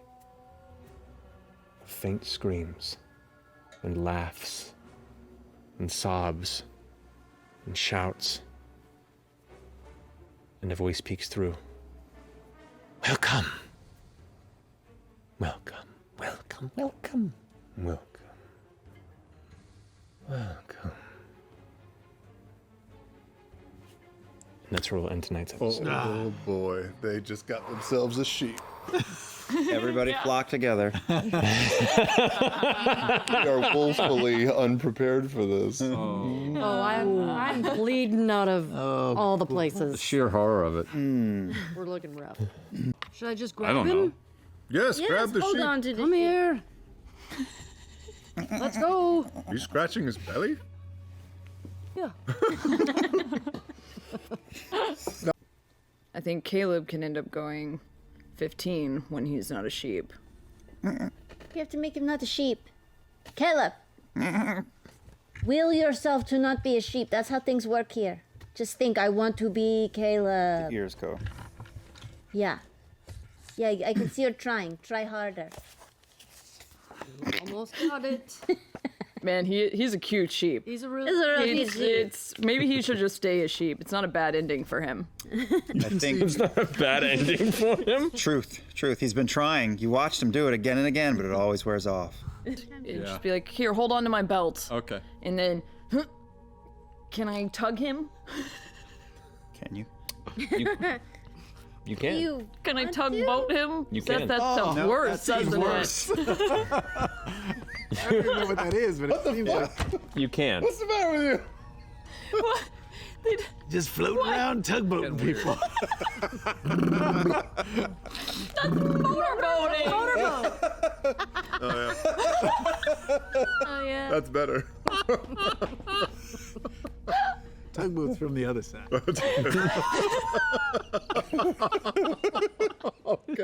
I'm sorry, Matt. Which is fitting given the skit. Physically seems like a sheep. You know, I'm just gonna take initiative. May I? What? You'll thank me later. I'm just gonna bap the sheep. You punched the sheep. I'm gonna hit the sheep with the stick. Yes, Okay. you do. Roll an attack. All right. Yeah. So Caleb takes 3 points of damage, bludgeoning damage, as the sheep form You reverts. take 2 points because it was a 5. 'Cause I got to remove one. Yeah. I get a bead on another person and think, excuse me, do you have the time? The individual kind of stops and looks up at you.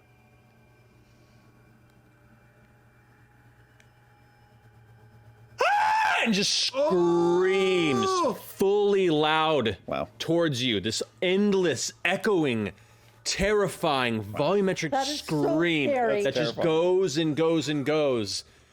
Nobody else is paying attention at the moment, and then suddenly it stops. And a voice in the middle of just your mind that goes, "Ah, I see you.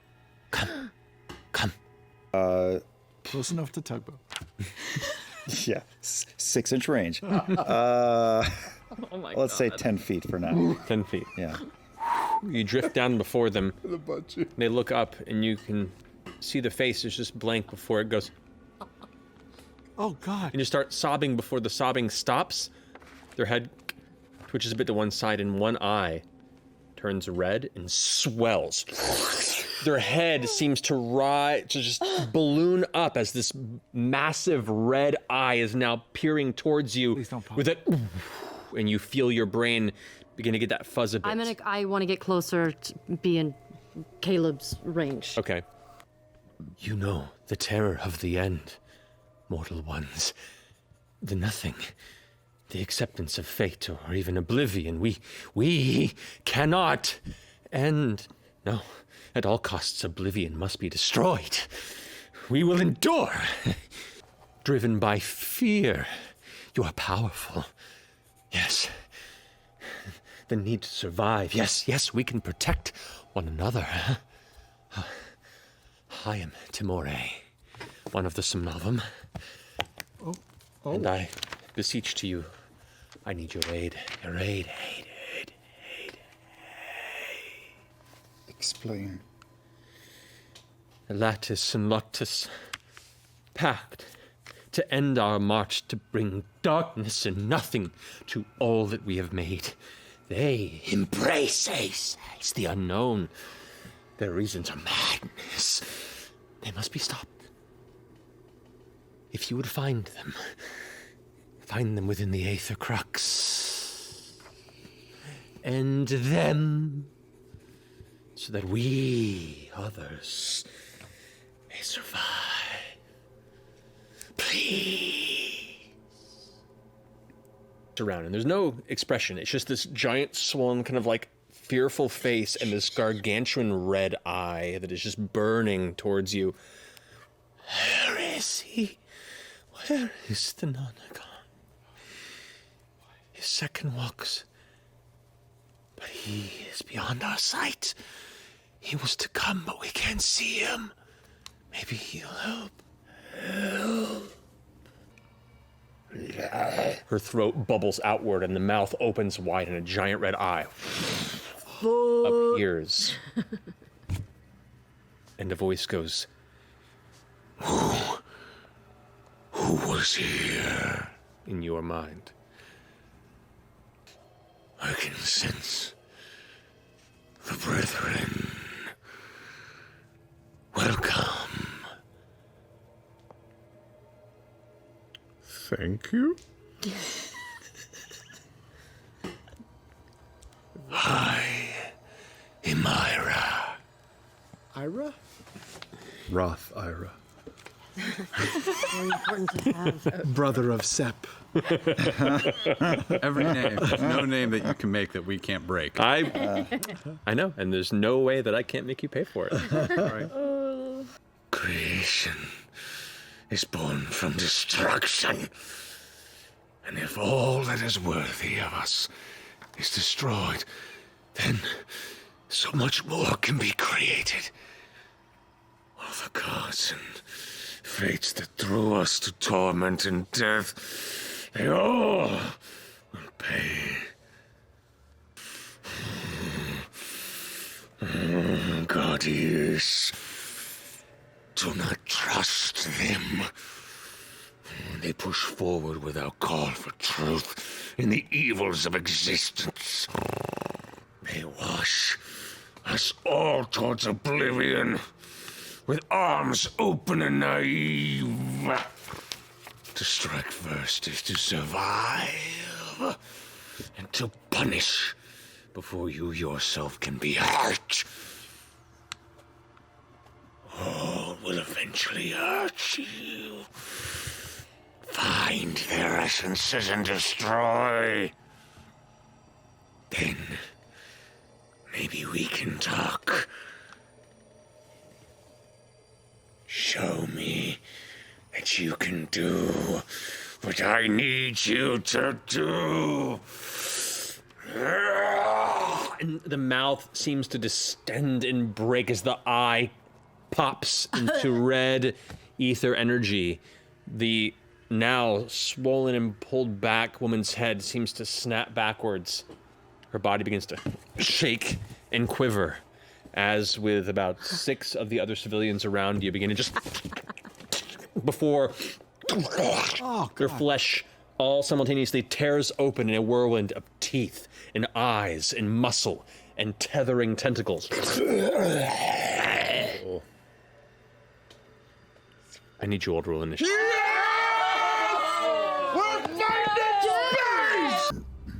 I will point at it and say, what do you get when you cross Beauregard, and 2 bowls of bran cereal? Monk shit! Wow. That's good. Wow. Wow. Oh no. You have to roll. And they... It is destroyed. I'm gonna turn behind me, just over my shoulder. Give her a kiss. Blow her a kiss. The tentacle monster? Yes. Wait. Super into tentacles. Wait. Or that probably. Leave it. Move on. You're in trouble now. No. Yep. Who's next? I'm done. We'll explore later. It is now. Should I have these or this? The nuts. Donuts. Yes, Joe's nuts? I should have these nuts. So as you look towards Sprinkle, who looks back. Artie's not in at the moment. Maybe we need to call. I just give him a little scritch. That poor weasel. It just yes, it adds to his psychosis. Yeah. Die among the stars.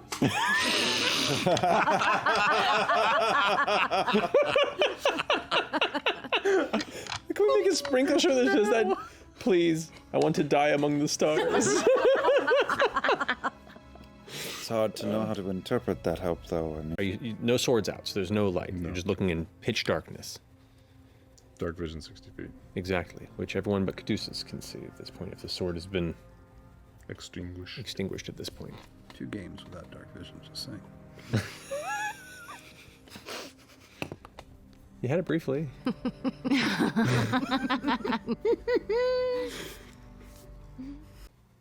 Faint bits of red light begin to fill the hall from 2 different spaces as the eyes on Caleb and Bo's body suddenly glow like red beacons, exposing their locations. And in that moment, 2 red eyes glow on Kree's body. I was wondering when you would catch up. And we're gonna end there. Oh no, you motherfucker! Okay, Yasha, Veth, Caduceus. If there's an extra fold. Fold's taken. Oh, we're gonna die. There are 2 more. There are 2 more folds.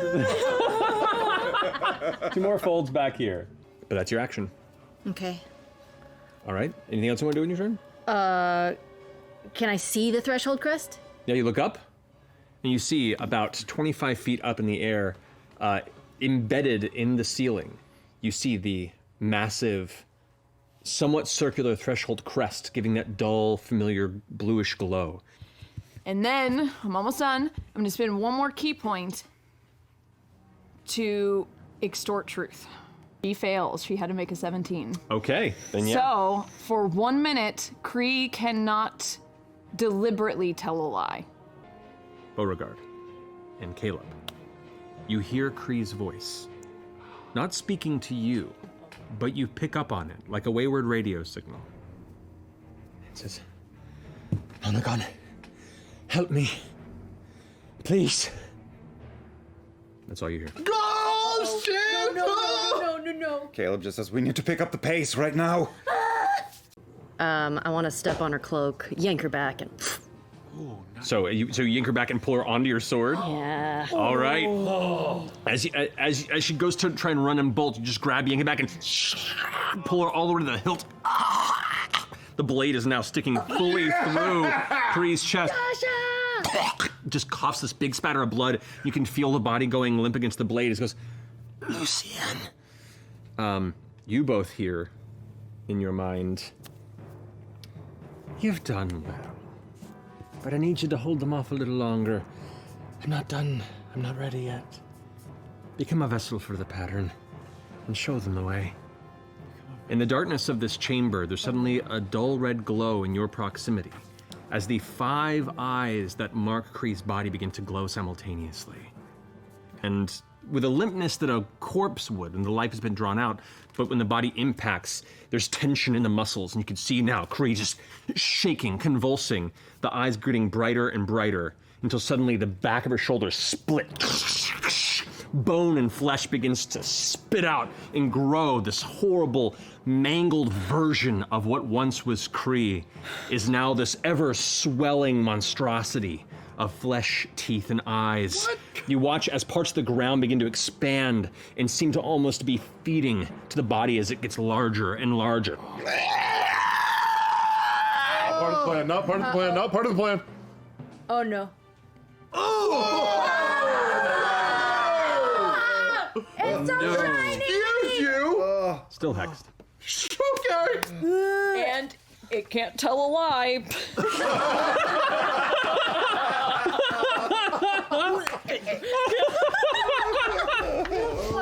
Nasty. Who does number 2 work for? Like, built into the body, like the flesh itself is evoking something kind of fractal in moments. I need you to make a wisdom saving throw for me. Fractal in moments. Fuck my life. 13. 13, all right. Continue with your turn. Oh, no. 10, You doing 20, it again? Come on, baby. 30, 40. I want this over. 40 points of damage. Doubled to 80 because of Caduceus. How do you want to do this? Oh man! Yeah, I wanted this. There's so many different body parts I can aim for. You know what I'm gonna do? I'm aiming. I can't figure out what's a good part. I want to get to the undercarriage, so I'm gonna try to like skip it, like skip the bolt off the flesh puddle and up. Ooh, bounce it off the waterbed. Ow! You know how reflective flesh is with bolts. I lick it first for a little spin. Yeah, that does it, right? In movies? I don't know. Yeah. Yeah. The flesh is lava. That's goop. The flesh is lava is the worst game. Yeah, the floor is lava is one thing. The floor is flesh is fucking another. Way to die. Come home from elementary school, your mom's gonna wonder about what games you're playing. Indeed. The floor is flesh. What? Yeah. With that, 18 isn't enough. Isn't It's not enough? helping. That's okay. Second thing I'm gonna do is smash a bag of gold dust across it, and before it goes all the way in, cast immovable object on the gem. What? As all the tendrils tighten and pull, the threshold crest becomes a fixed point in space and time. And you watch as the tendrils are attempting to kind of pull and pull, and as it extends, it's unable to grasp the stone. Seems okay. Okay. I was getting Though, as you hear Veth saying this, And you kind of look at yourself and you're fine. You look up at Veth, and as Veth's kind of looking at you with intent, you see a red eye in the center of Veth's forehead. No way. For real? Yeah. Yasha's fine. Heavy metal. You find in the center of the left palm a red eye. Currently kind of like breathing heavy. Essex's pretty hurt because we mentioned time being strange in places, yes? We've dabbled a bit in strange time. Isn't that right, Caleb? Well, no. In little dribs and drabs, and we've just found a very interesting lead, but they're quite as... What are you thinking? There was a device in Aeor that we'd come across that you had utilized. The happy that's fun right. roll? Oh, Oh, wait. The lead-lined chamber. yeah, the tubes? Right. Oh, the regeneration capsule. Do we still have that piece? Yeah, Yeah, of course. Bing. Oh my god. Crush it inside of the dome. Or at least focus what powers I have left and any you have to give into it together. Be fully restored in a matter of minutes. Seconds, if successful. Oh my god. Wow. It just seems to splinter off into a bajillion different pathways to an infinity. So, I hope we all don't turn into dust, is all I'm saying. Considering the options currently available, that actually seems like a relatively light way to go. I thought you were a clay. I don't know how to put this, but we are currently on what is possibly the universe's largest cadaver. This is what I was born to do, is put this thing fucking down. Let's end this shit. Thank you. What's your highest currently available spell slot? High, oh, not that high. Fifth. Fifth. Okay. It's going to take a roll from you and Essek, and you get to add 5 to that roll because that is the spell level spent on it. Oh, dang. He's dropping his 8th level spell that he's been saving We this whole can't, time. can't help. right We can't. I mean, we guided. That's all we can do. Guiding Roll credit. Guiding We'll helps. add a 4, a Okay. Add a D4. D4. Oh, a D4. Is it adding Arcana or anything, or it's just a D20 No. plus... Plus the power of the spell that you are powered Got it. with. Plus guidance. So plus. I grabbed just as it. Rockin'. Come on. I'm going to roll it out front. Rockin'. Did very well. Natural 20.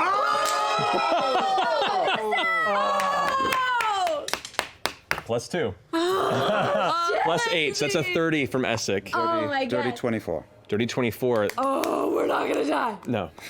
Combined 40 was my threshold on that. Oh my god. Combined 40. 40? Wow. 220, Whoa. Holy shit. What would have happened if that? That's in this post-campaign Oh conversation. my. But for now, You don't know. for now, Surprise.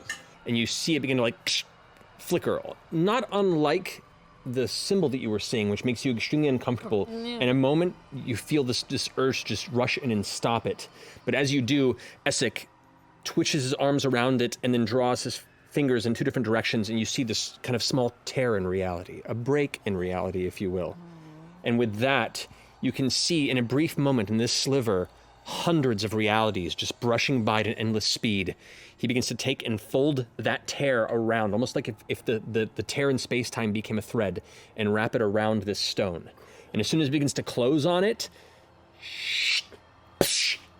it shatters, and we're going to go to break. Well, breath, you feel refreshed. And you kind of look around, and you feel like you had the best night's sleep of your life. Say it. Say it. Yeah, you get a long rest. Yeah! So what are you attempting? Okay. I am gonna go find a quiet corner. I'm gonna get in a very meditative monk headspace. Okay. You know. And Never get used to that. I'm going to attempt to imagine myself hearing the waves of the Nicodranus coastline and meditate on that feeling and meditate on my breath and see if I can connect to the Cognouza and find Yusa. Okay, so you're attempting to connect your consciousness with the consciousness of Cognouza, and through that network to try and locate where Yusa might be. You're trying to connect to Cognouza? Well, I mean, that's how I figured it would go. Go ahead and roll When you say it like that, it sounds like terrible. Well, you've already said you're trying it. Go ahead and roll a d20, add your wisdom modifier, and add a bonus for each eye that you carry. This is the astral plane. Dreams come true.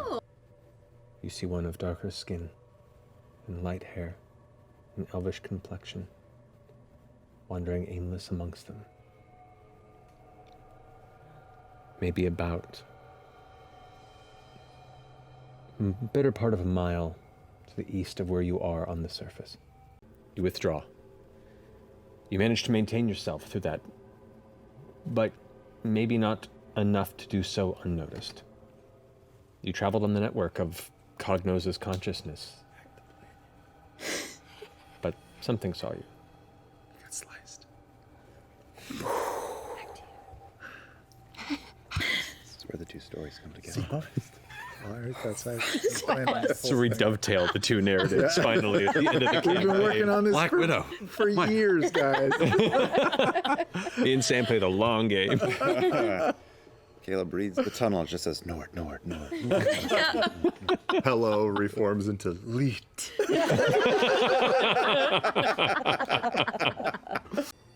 I reach my hands into his form, and I banish him back to the material plane.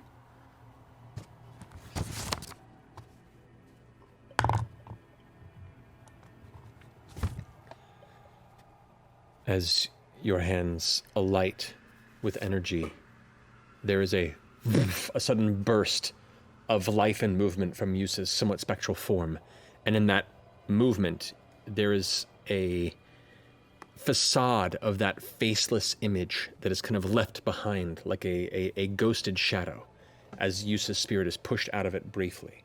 And you can see the face of Yusa looking back at you through it into a smile and just says, "Thank you." And you watch as the spirit is lifted on the tether like a parachute cord and dragged away.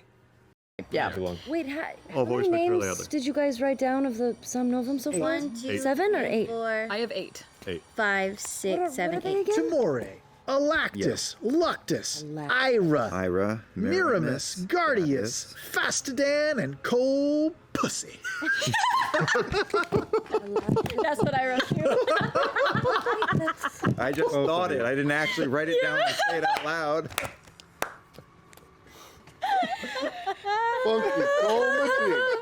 Well, 4 more eyes appear on your butt. The tunnel begins to give way into a massive chamber. An aorta-like chamber, the center of the city. There are bits of rock and faintly emerging tower structures, sections of building, but nonsensical in placement. Like an offhand sketch of something you saw once that is completely wrong, but just enough to recognize what it was supposed to be. A light, as they do. Quick to gather that these are likely the various Sum Novum returning to greet whoever has stepped into the central chamber.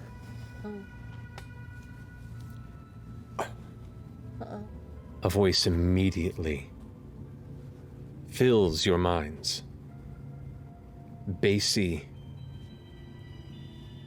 and commanding. We are the Sum Novum. We are consciousness, evolved through high emergence. We thank you for coming. Dreams are the mind testing its limits. Reaching out and expanding the will. Consciousness is boundless with awakened will. The soul is consciousness.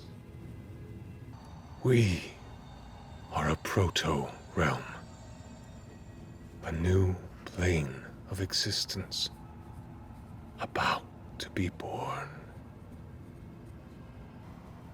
Echoing from elsewhere in the chamber. Well, I'm glad you came.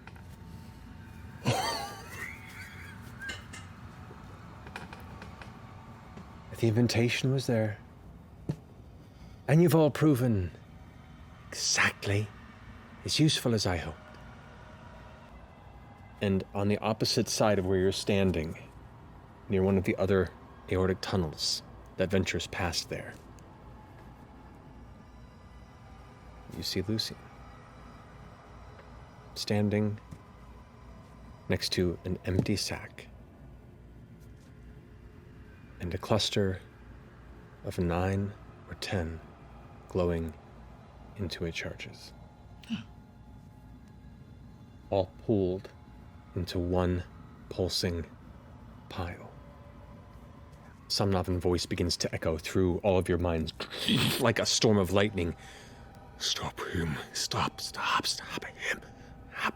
And Lucien goes, enough of that!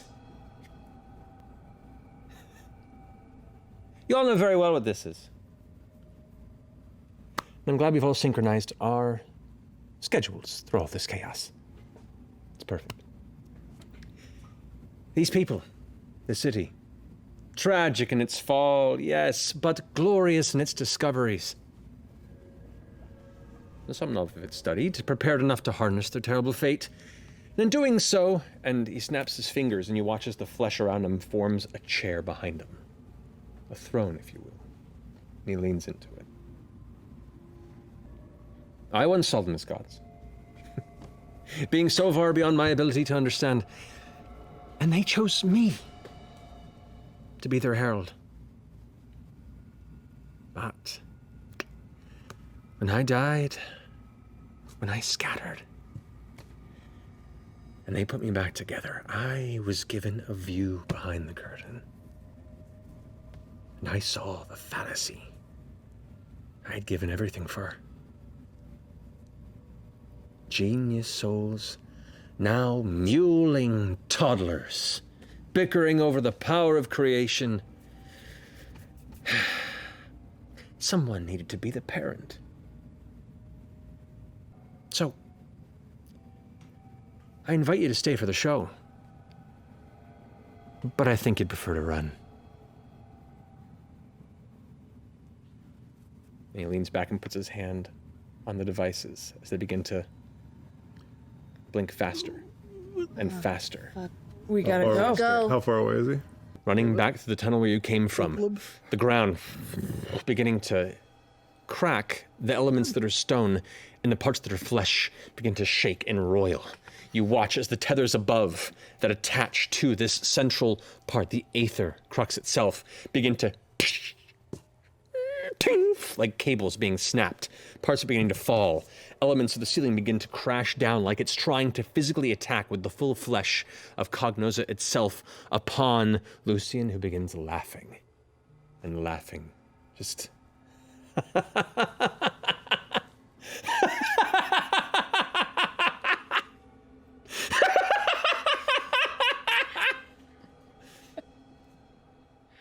as you all run. And run. And run.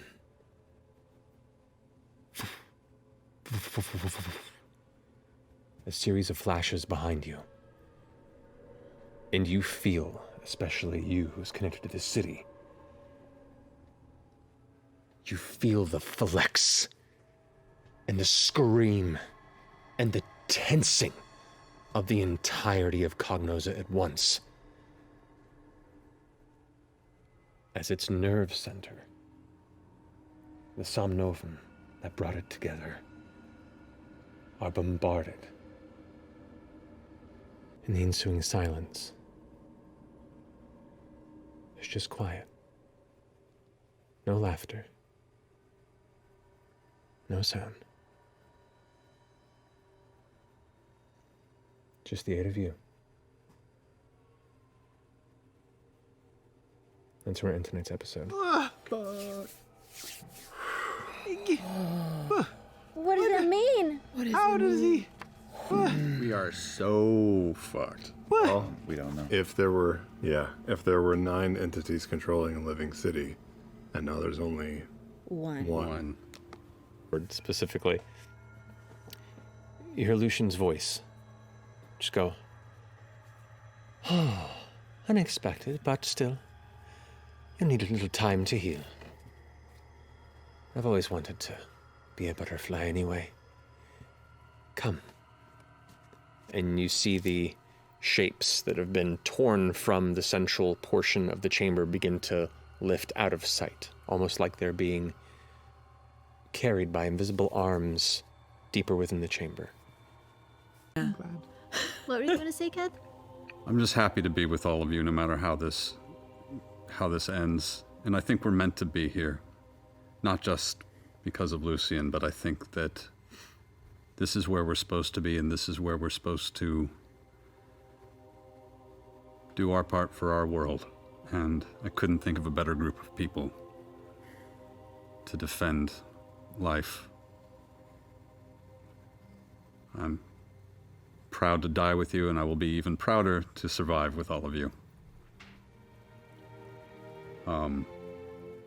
I'll also say that was a motivational speech, so I'm going to pick 5 of you. Oh, did you take a... Yeah. And what's left doesn't matter. Speaking of jokes, I have a few that I won't get to use because I doubt I'll cast Hideous Laughter since he's immune to charm. I didn't get to use these jokes. What's Ford's favorite bean? The Pinto.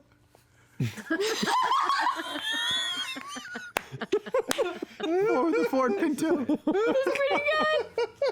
What's Yasha's favorite basketball team? The Orphan Lakers.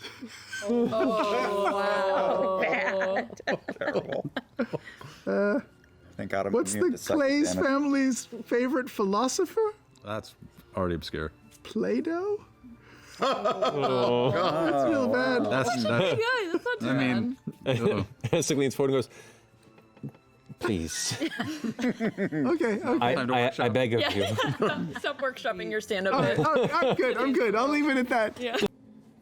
Until one by one, you all begin to float above the cobblestone surface. I will it. So that every time one of us comes out of it, it makes a farting noise. Make a wisdom check, adding your wisdom modifier. Oh no, I might get an eye for that. Get that eye. We'll get the big loose one. 22. Better than the first. Each one of you pass by, just a little Cognouza squeak.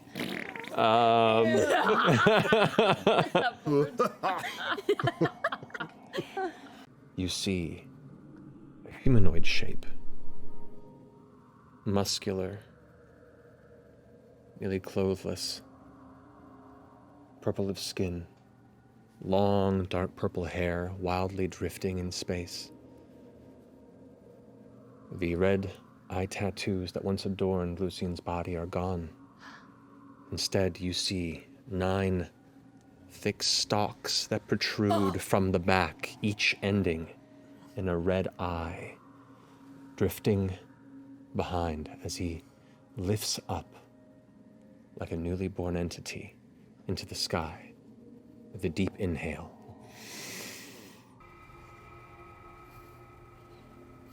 You've left us alive. You said you wanted an audience. We're here now. Doesn't seem like many more are. What was it all for?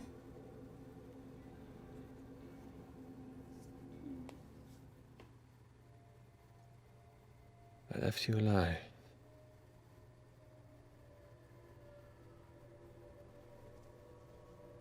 And he seems to linger confused on that phrase.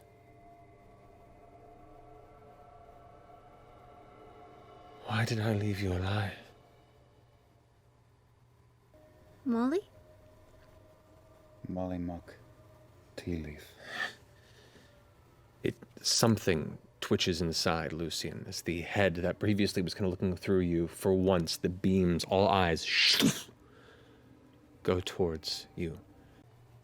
Do you still intend to leave the world better than you found it? Body twitches again. Where's the other Chris? I can't feel it. What have you done? I don't think they will. They don't steal from nice people.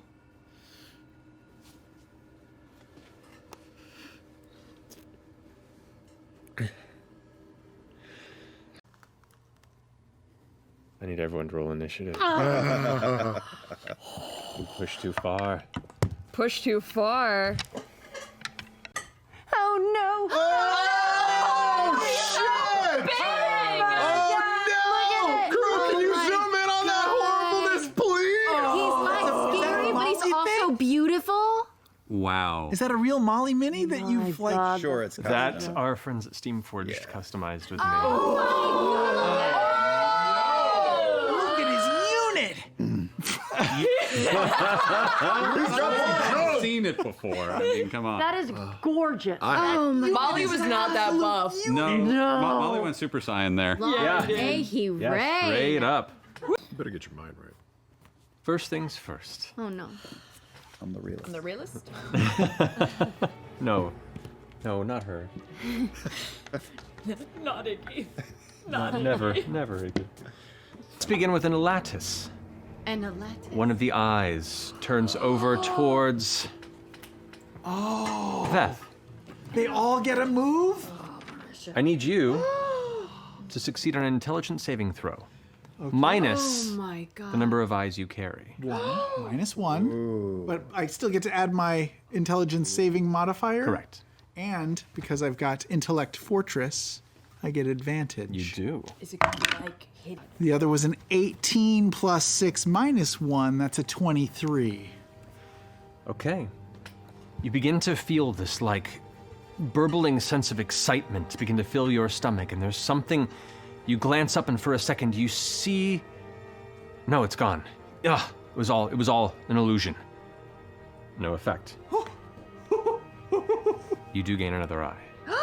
Oh, shit, you guys. Every hit, we get another. Oh, shit. Oh, shit. Oh, boy, the plot fucking thickens. How are we gonna survive this?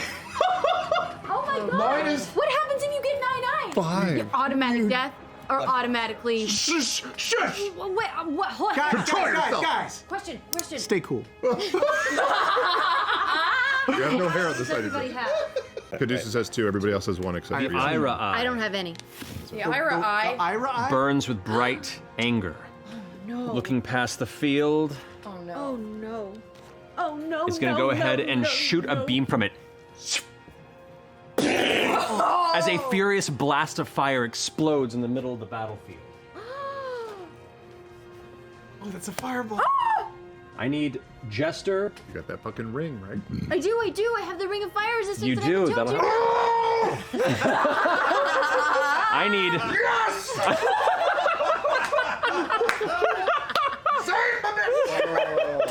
I need Veth, Jester, and Caleb to make a dexterity saving throw, please. Yep. Let's just end the campaign right here. Let's just end on a good note. I will. Taste mode. Caleb told me to eat it, Okay. so pop it in my mouth. Eat it. Sure.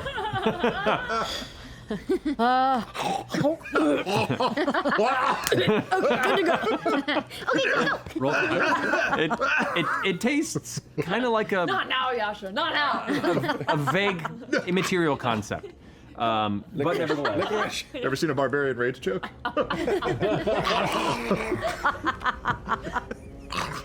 But bonus action? My bonus action is going to say, don't you still want to see Gustav now that you've paid off his debt? Using your bonus action to say this? Yeah. Make persuasion check. Oh. With advantage. With advantage? Oh, Lord. I'm not charismatic. Okay. 14. 14. He looks back. Wait, with advantage? Yeah, you rolled. Not disadvantage. Okay, Right, with sorry, I took the lower number instinctually because I hate myself. Relatable. 16 total. 16? -3. -3. Oh no, that's saving throw. That's another good. thing. That's another thing. Glances over at you, and as the eye twitches, something inside the body. I don't know what you're talking about. Loses a legendary action. Oh! He loses what? A legendary action. Like forever or just for one round? We don't I don't know. know. We don't know. Okay, what should I roll? Roll like a d6. 1, 2, 3, 4, 5, 6. There you go. 5? That's me. Oh, baby. Here we are Okay. again. Oh no! Why is it always you two wouldn't be a fighting each fight. other? Flowing through the ether of the astral sea. Try to get the other kidney this time. Yeah, that one. It's still rough, yeah. Holy Avenger at the ready. Natural 1. I love you. I love you. I love you. So that's your first attack. Oh, fuck. Yeah, that's right. You're hasted. So technically, you get 3 attacks. Okay. Okay, so that's 7. So 19 total. Miss. Babe. Natural 1. Jeez. That's the power of love! Back-to-back once. Never have you been so happy. Just like flashing my titties real quick as a distraction. I'm like, no, don't. I just start. Don't. It is tried and true. She's got 2 cobalt salt tassels. Yeah. Yep. Amazing. Yeah, so just. Stick on with earthquake. Even the knowing mentor's got a secret. I wonder what this other shit is. I have theories. But So he's over, yeah. Is it gonna fuck my shit? What are your theories? my theory is you're going to take damage when you do I'm damage. gonna take damage when. That's my theory. That's actually probably exactly what it is. Okay, I'm going to step of the wind. Step of the wind. All right. I have nothing to back that up, but Bag of holy Before that gifts. happens, you can use his reaction to cast Blood Maledict, Curse of the Eyeless on you. Because you got in range. Shit. So, But I'm not I'm eyeless. just gonna go ahead. I'm not Billie Eilish. No, you're not. Kill me now. Yeah, that's the plan. In that moment, Lucian, I'm gonna end you. is this a just bends over backward. Well played. Alrighty. I'm gonna say, Molly, I've never forgiven myself for not being there when you died. I wish I could have saved you. I wish I could have done something. Make a persuasion check.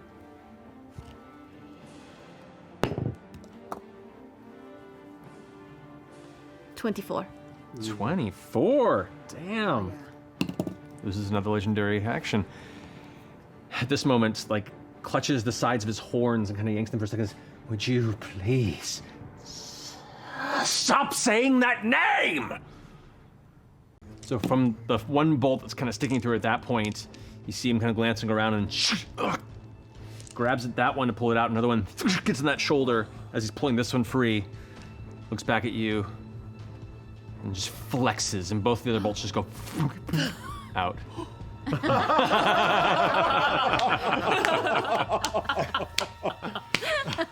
You're not my type, but maybe you are. For casting at base level. Come on. I'm gonna cast it at 4th level. Okay.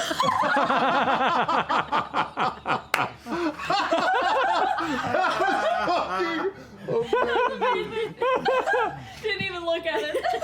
right, go ahead and roll. No. Did you roll with advantage? Did not. Roll one more time. Yeah, good. I don't think I can. I'd have to roll a natural 20. Yeah, go for it. Natural 12. You fucking dick! You fucking dick! Now it's Essek's turn. Since Essek is in control of himself, but now with Caduceus in the way, can't do what he was planning to do. Staring up at the junk. Epic sculpt. Ooh. Look at the paint job. That is actually really funny. Caduceus is just staring right at his dick. Yeah. Well done, Russ. that I guess. Well, no. Oh boy, that's a lot. Yeah, that's a lot. That's a lot. That was proud of that. Backside. I'm going to move around to the backside. Okay. This view is a lot, and actually, probably go fly a little bit up if I can without leaving. You can fly a little bit up without breaking the. Is anybody not in the cone right now? No.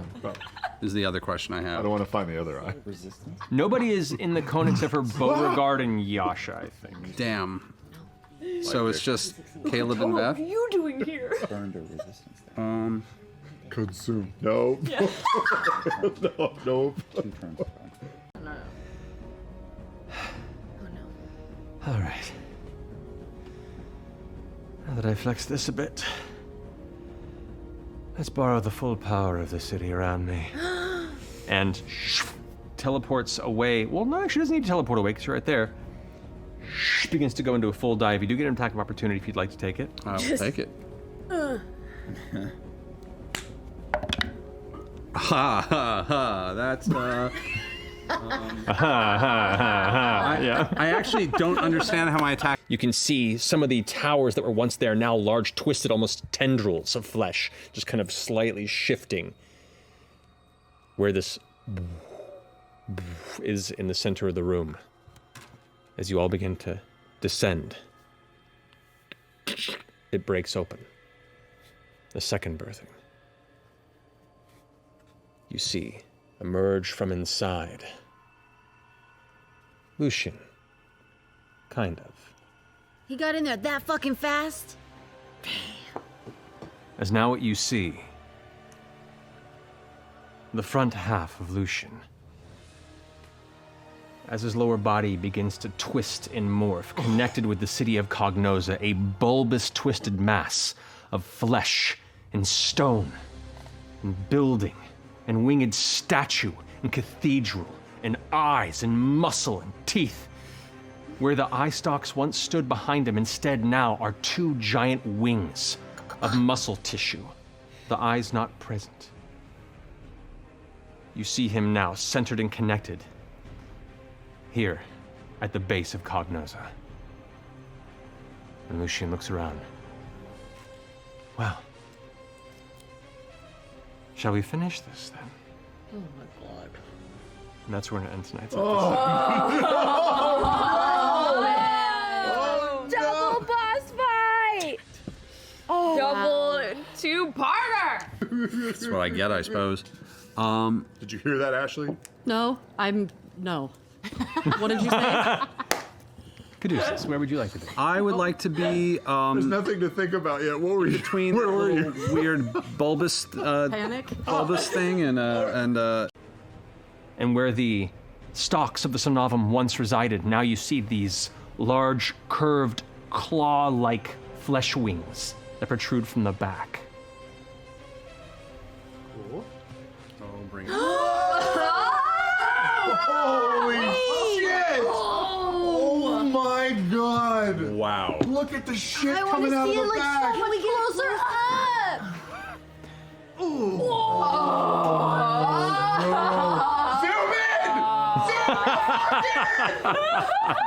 Enhance! Oh my god! Enhance!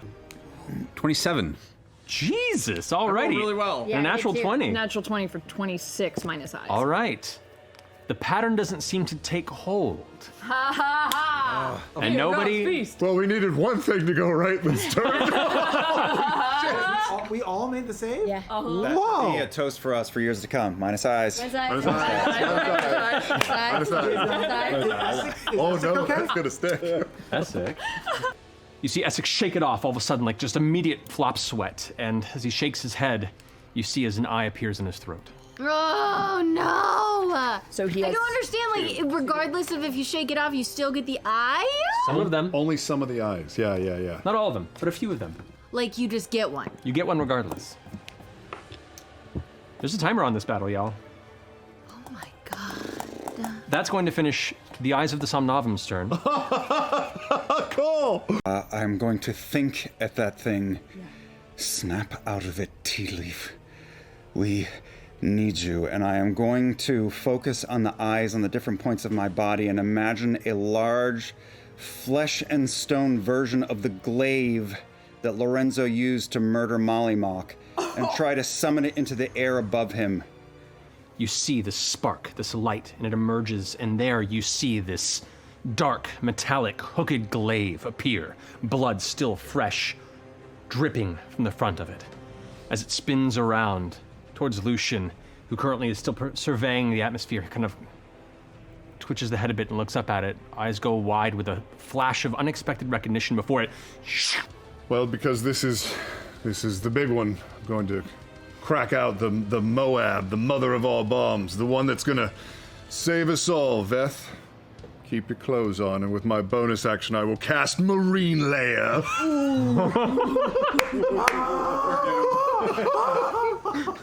We're doing. Okay. Does Lucian just start going, what? No! And 20. Hit. So 5 5 hits. out of 6 ain't bad. Not too bad. These are like 1d6 damage. Can you Don't use worry. roguish evasion? I can't because I'm slowed. Yeah. I have reactions. Oh, he stacked you up. 16 points of slashing damage on the first hit. Step 1, step 2. Okay. 18 points of slashing damage on the second hit. Oh my god. 20 points of slashing damage on the third hit. Stop it. 15 points of slashing damage on the fourth hit. And 14 points of slashing damage on the fifth hit. I will cut you. Are you conscious? Sure. Okay. That one. That does it. Why would you choose? Yeah. I don't know why I did the shake wave.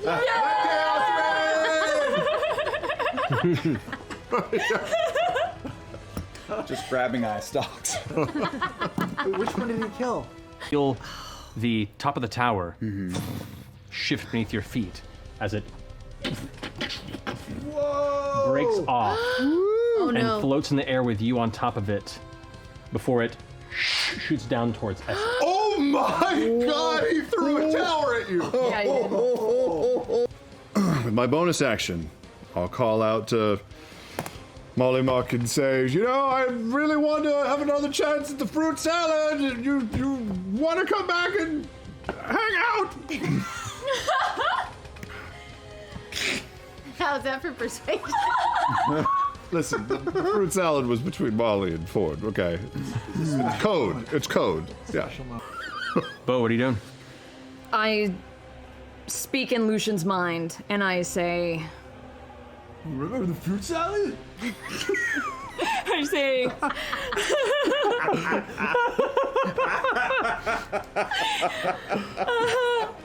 Is an auto crit, which takes you to yeah, that's it. yeah. So I'm dead. So the I'm dead, first dead. 3 hits, Jester is slain. You watch as the wings slash downward and impale Jester. She screams out as it lifts and throws her to the ground with a. Grasping Essex forearm, I pull myself to standing, and I can see from my vantage point Jester's corpse. I scream her name, and I reach out my hand, and I will her to leave that space and appear next to Caduceus wherever he is.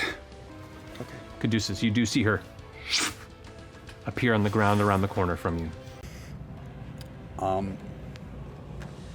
Take my action to just shock her back to life.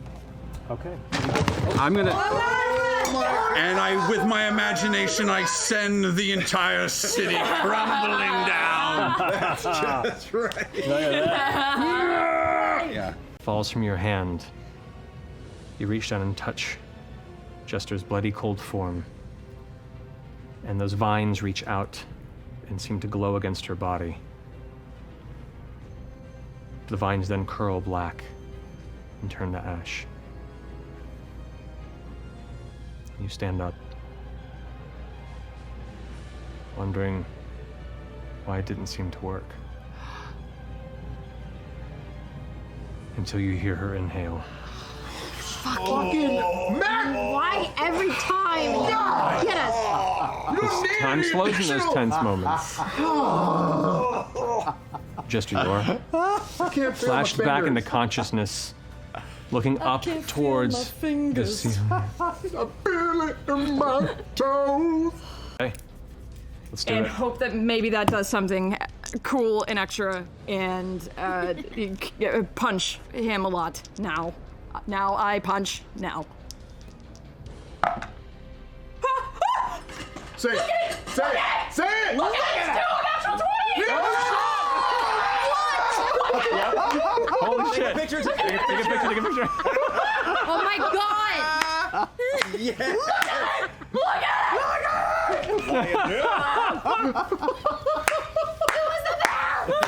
What the fuck? I'm dropping it for everyone to see! Here comes the general. I'm dropping it in our production Slack! Okay. The company deserves to see this!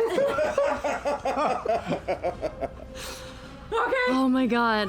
Hey, your next Right now, there's somebody on Slack who's like, office hours only. I'm sleeping right now. Gladys is going to go ahead and... You can't focus on anyone in the cloud. So is going to... It's going to go ahead and teleport up here. Marine Lair is the greatest spell in Dungeons and Dragons. It's actually been pretty clutch. Yeah. Same for the Ring of Fire. It took how many That's episodes? Yeah. Fail. Finally paid off. On his own intelligence. It was my turn. Gone. And so as one claw strikes Caleb on the ground, the blood spats from his mouth as he falls unconscious. The wing pulls up a second time, and two of the points just stick right through Caleb's chest and stomach.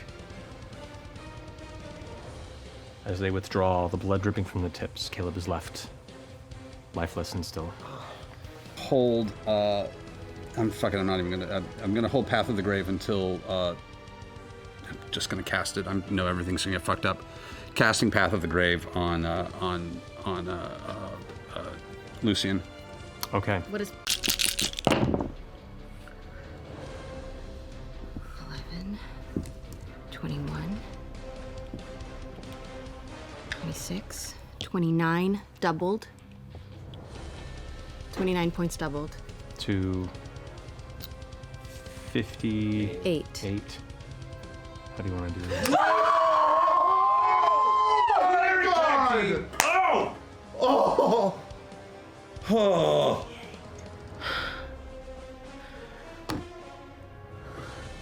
I'm gonna look at him and I'm gonna go. I know you're in there, Molly.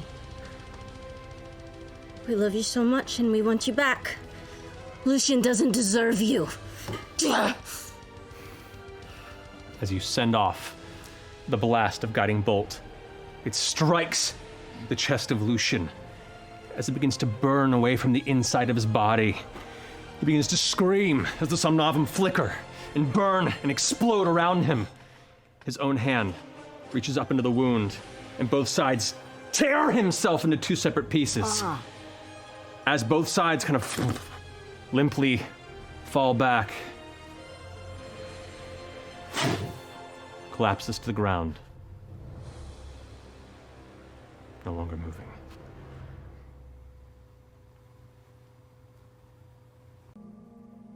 In that quiet, you hear whispers in your mind. Thank you. dozens, hundreds, thousands of voices saying, thank you. As that happens, the red glaring eyes upon your bodies also begin to fade.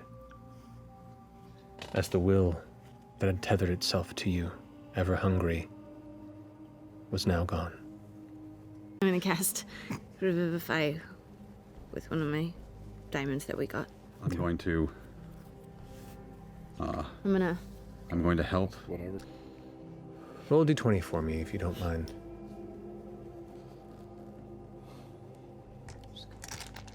Clear all these out.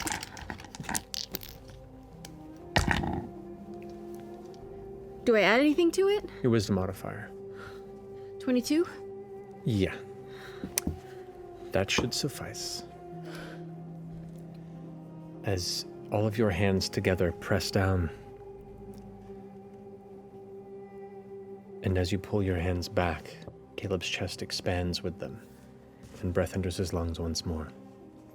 When you saw Lucian enter the chamber when you were talking to the Somnovum, where he had the cluster of the Intuit charges, you saw a bag on the ground.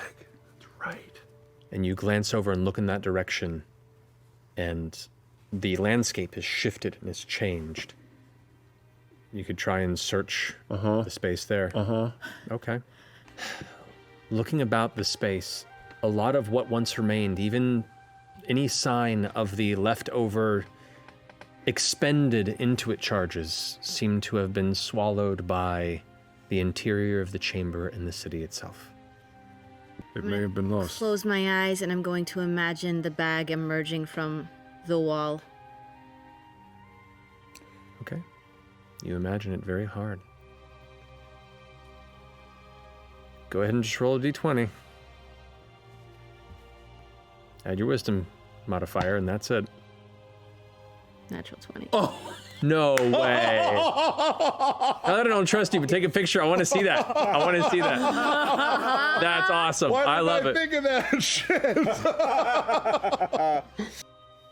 To will something of any magnitude in this space is an incredibly challenging test of one's mental fortitude and intent.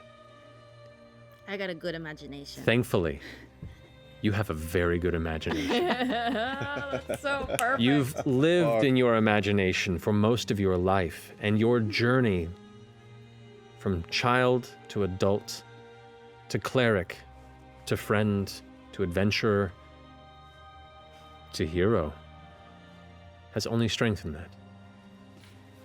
And as you're concentrating forward, you glance over in the space where you swear you looked before, and you see,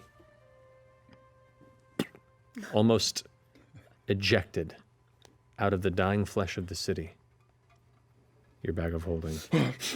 Slide. I reach in and try and pull out the cloven crystal. You pull your hand out, and you sense the cold, familiar, spherical shape. I put it back the in. Third and final key. I put it back in, I close the bag, I walk over to Jester, and I just wrap my arms around her. Caleb is going to set his hands on the transmuter stone, which is as big as an ostrich egg,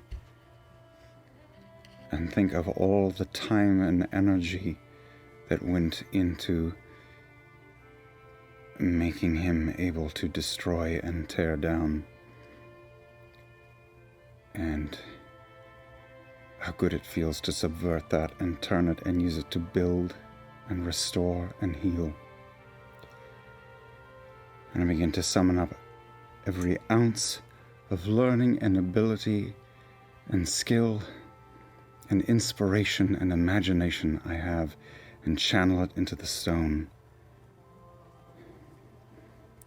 and fill it with the shared connection that everyone here has, and try to summon our friend back from the beyond. I assume you're using the stone to cast Raise Dead. Raise Dead. It will destroy it. Yes. I take out his jacket and smell it and I sort of lay it over him. And I get really close. And sort of kneel by his face.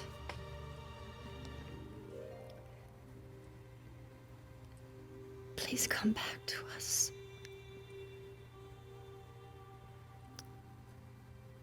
I've missed you so much.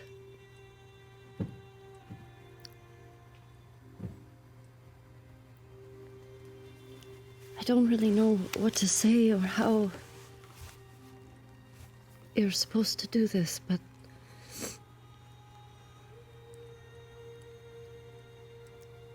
all I want is for you to be here right now and be whole.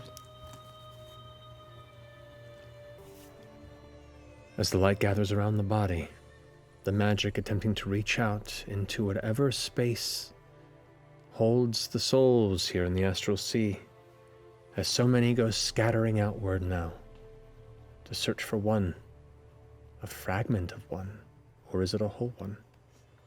If souls can grow from but a piece, to try and reverse the trajectory of that one, if it is indeed available.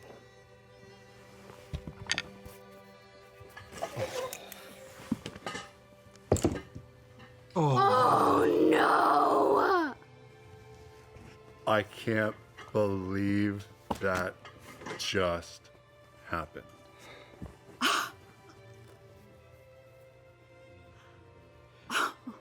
I get to re-roll ones. Unfortunately, it doesn't work that way. The magic feels like it finds something. But maybe it's because it's just a fragment of the spirit. It's not strong enough to bring it back. It's not strong enough magic. And as the light fades, the body is restored. The wounds are cleaned.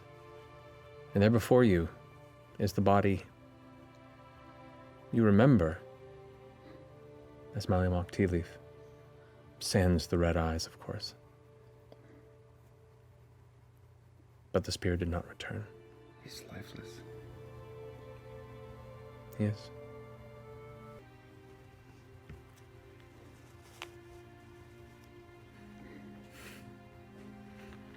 It's not fair. No. We've all come so far.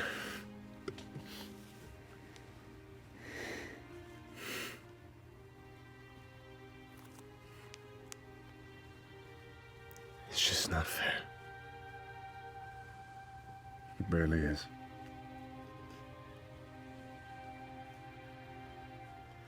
You did more for us than for him. Than most anyone we know. I spent my entire life studying the intent to not let things like this happen to chance.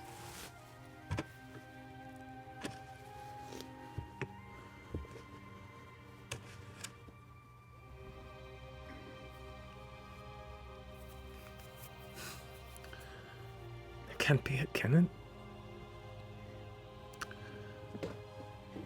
I don't know. But if you were to ask my wise friend Caduceus, I'm sure he would tell you that life continues on. It changes, it evolves, and it grows. I don't think there's an end.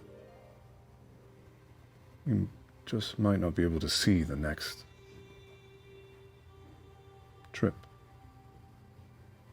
Yeah, yes. We give him a better... Before it goes in. Very quietly. Left. Now is the time. In the corner, cast Divine Intervention. I'm just sort of curious. Oh. Okay.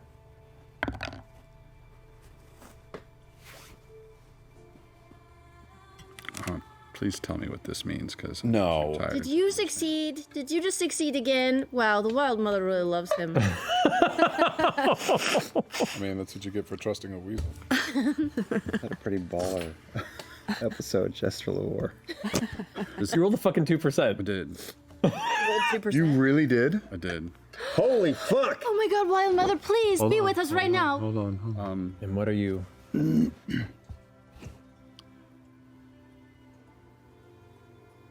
Whatever it was, just put it back.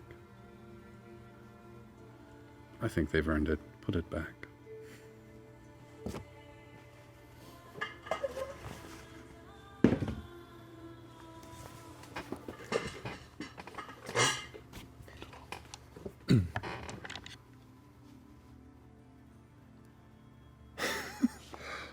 I fucking love this game. Did you fucking roll a 0-2? That's what happened? Holy shit. Of all the fungus and moss that has grown through the decomposition, more plants begin to grow as well.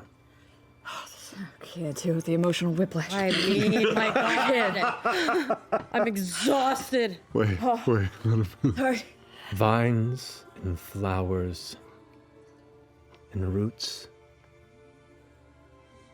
and ferns begin to bloom and blossom out of the ground surrounding his body. Begin to encase it in a way that's oddly familiar. You feel in this place of cold stillness, of death and vacancy, a warm breeze that smells sweet, with hints of ocean.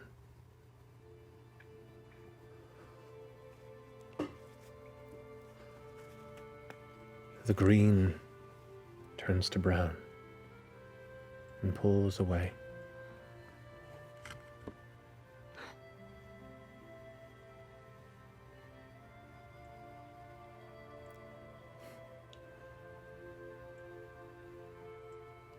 Your eyes open for the first time.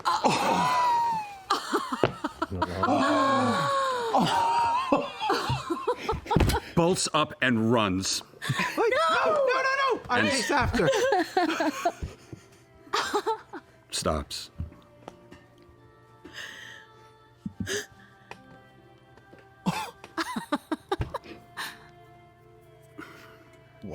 Episodes or so later. Empty. Empty. Empty. Empty. Molly?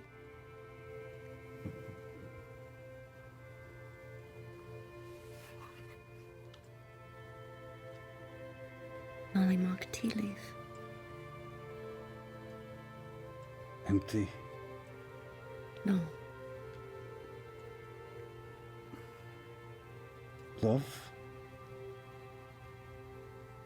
Love. Magician.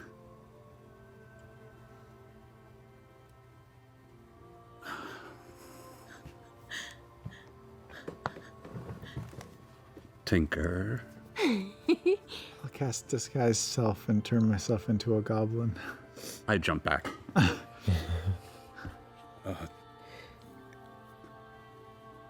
Joy. I go up and I hug him.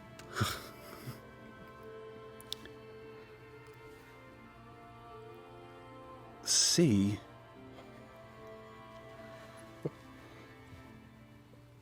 Rumor.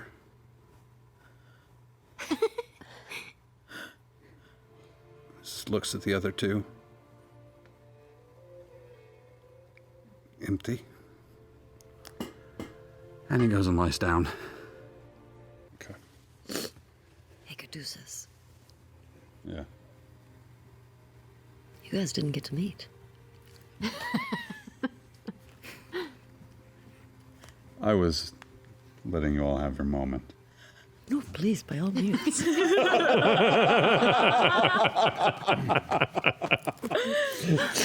Following accents, I will not be responsible.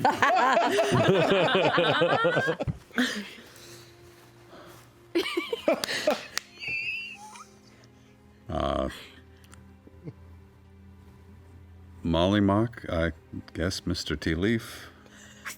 Hello. How are you feeling?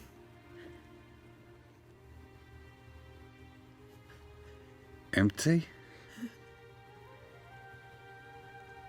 Yeah, he's as riveting as you all say. He's normally way more entertaining than this, I promise. You are all pulled from the astral sea, away from the now dead city of Cognouza. Its long-standing, terrifying tragedy concluded. And we'll end tonight's episode there. That is the most unbelievable. I can't believe that shit! The most unbelievable pinball turn of events. There's no reason why that should have worked. That should not have worked! Never. You rolled a 1. I was literally going, oh, man, okay. On the map. I mean, I was like that. Some new ones. I was legitimately going, that was like, I would have been sad, but also a beautiful, appropriate story. Like that would have been. Yeah. I was in my head. I was like, there are a lot of wonderful things that come out of this. It'll be like bittersweet, but also, or you just roll a fucking 2. You know, the interesting thing is it allows me to actually finally like because there's so much stuff about him as a like the notion of that character that I can now actually kind of. I was hoping that something like this might happen if you guys went through the pathway. This is definitely something that can happen. Congratulations. We can have Talzin's character save Talzin's character. Yeah. No. We might be coming back to the Empire as murderers. Well, you might. I think I'm going to take a little bit of a break. I need some home. You're all welcome to stay. I don't need a night's sleep to know that. Any of you are always welcome, and if you need anything, I am forever at your service for anything, no matter how shady. Sounds like you're ready to settle down here. It's not settling down, it's recuperating. On this night, sneak away by myself, off to the edge where I spoke to Frumpkin before we left here, and I will summon him, but I will not specify any animal or shape. I will just summon him. Okay. What do I see? You see the same white cat that you let go. Okay. Well, a promise is a promise. I have no right over you, and I absolve you of any bindings I have placed in the past. Go where you will.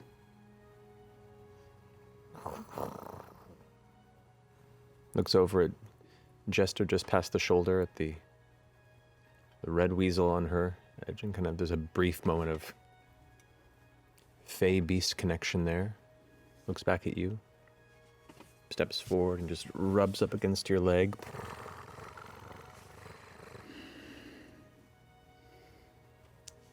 And then walks past you to some of the nearby fern. And stops and looks back at you.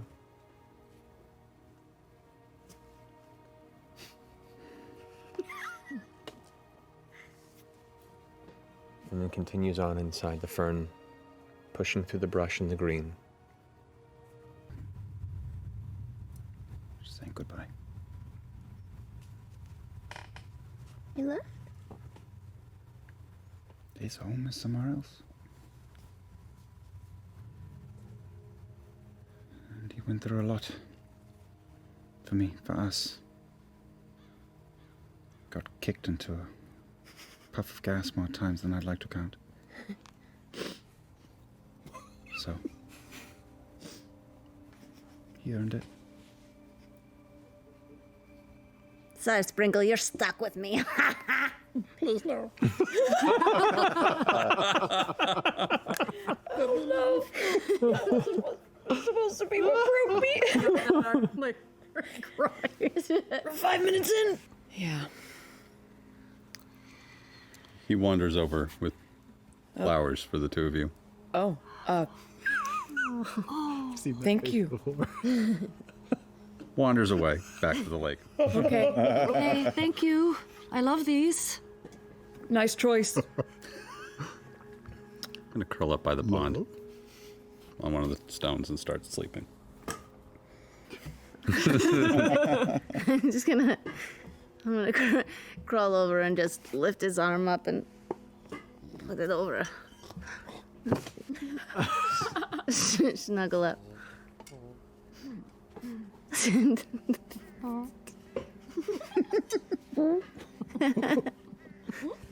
Hi. Hi. I'm sleeping. I know. Okay.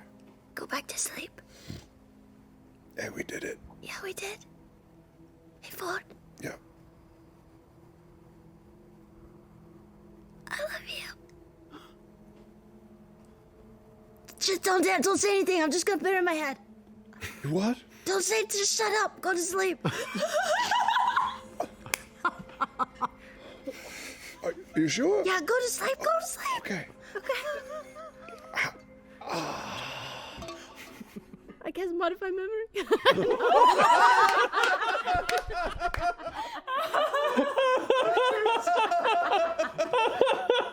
Shove a cupcake in his mouth. I don't have it. I don't have any spells left, and I'm like, shit. That's so good. Before bed, I'm gonna sneak out and walk down to. There's a pond. Yes. I'm gonna go to the pond. It's about 30 or so feet across. Yeah. Spring. Yeah. Spring, whatever. I'm gonna just kind of look at myself in the reflection. I guess I gotta wear my night vision goggles to see myself. So I'll do like one, so I just make sure the face is the same. Probably. Yeah. It's not too dark. Okay, good. And then I will just sort of take a deep breath, look out into the night sky, and take off all my clothes and go for a dip. And just sort of float there, like in Immortal Beloved. Is that the movie? Where I'm just like floating on the water, looking up at the stars. It's a beautiful night. There's a little bit of clouds pushing through, but you still have a view of all the stars in the sky. Where's Molly? Where's Molly? Molly is still passed out exactly where you left him. Oh, he looks so peaceful while he's sleeping. Oh my goodness. Just one more for the road. What? What is it? What? Bald Matt. Bald With a giant beard. Yeah. Where did you? It's dirty. See, it sucks when they Photoshop you bald, man. It's an alarming thing. Matt doesn't look that bad. Sorry, Travis. Did you just make a note? Huh? No. Mm-hmm. Shit. The spice He's gonna kill my character. Yes, it did. And Beth drowned in the spring. You forgot how to swim. Yeah. Take one of the girls. Yeah. Do it as me. Oh, okay. Ah! It's me! Beth, your wife! I'm alive! Are you? Yes, of course you are! I mean, where are you? Can I come pick you up? Make a deception check. Uncanny. Oh, off the table. Almost did it again. 17! Hey! Pretty good. There was a long pause. So, Yez's voice comes back. Okay, honey. It's so nice.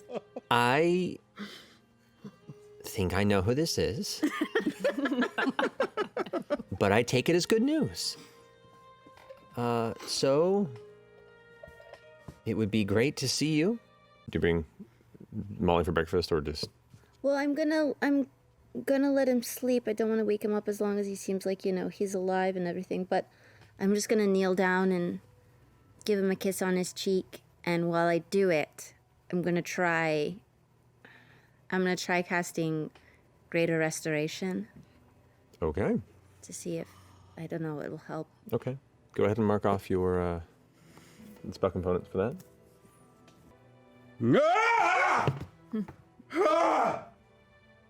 sorry. Are you okay? Oh, no. No. That's not supposed to happen. Oh. Oh, no. Are you Lucian? Are you Molly? Are you Molly? What? Wait. Oh. There was a circus. And this beautiful woman in a red coat, and she was telling me secrets, showing me how to keep secrets, show secrets. I felt kingly. I felt very regal. Kingly. What? Sorry. Who are you? What's your name?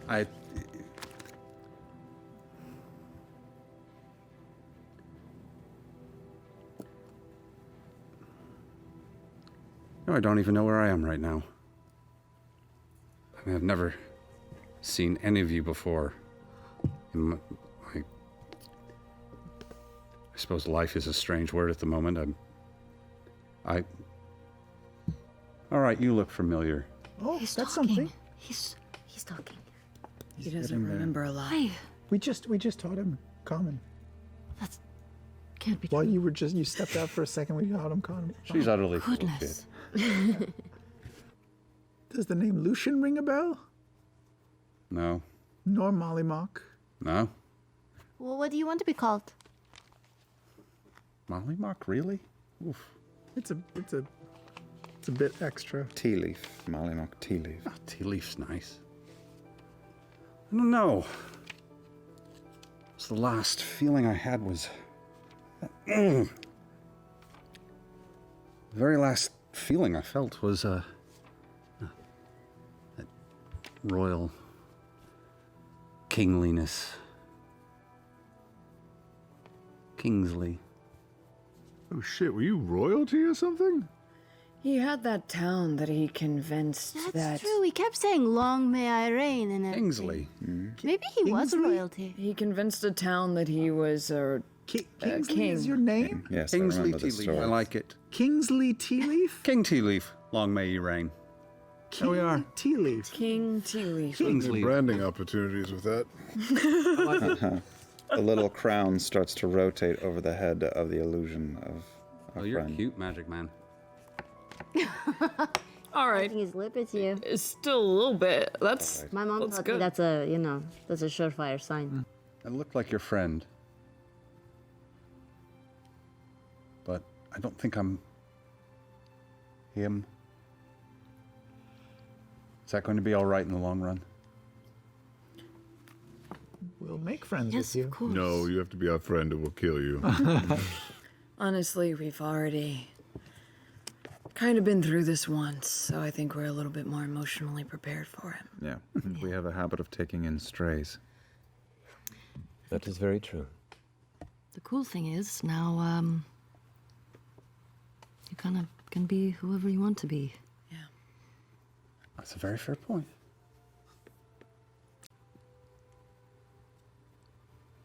Terrible name. Oh.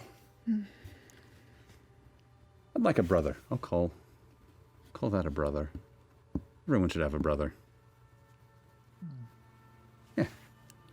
That works. 2 tea leaves. Sock on the doorknob. Hello? Hello? Who is it? Am I interrupting anything? Are you maybe having some secret? I can't hear you. Who is it? It's your daughter. Hello? Just a second. And you hear the footsteps. Hello? 2, 3 locks undo before it swings open. Hi. And there you see the gentleman like deep blue cerulean robe kind of crossed over in front. Oh, Jester, hi. I didn't know you were coming. No, I know. I didn't tell you. Of course. What are you doing? What are you doing? It's the morning. It's just past daybreak. Make a perception check, sure.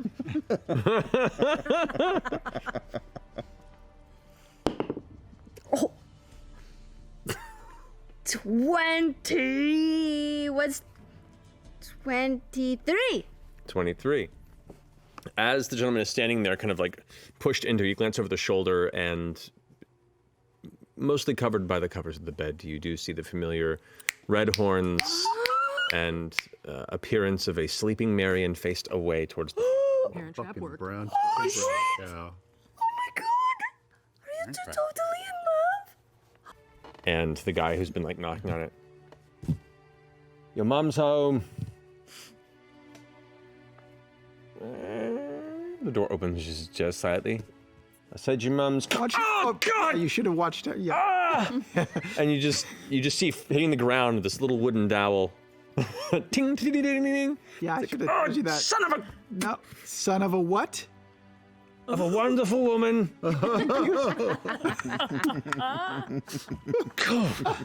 I'll flip him a gold piece.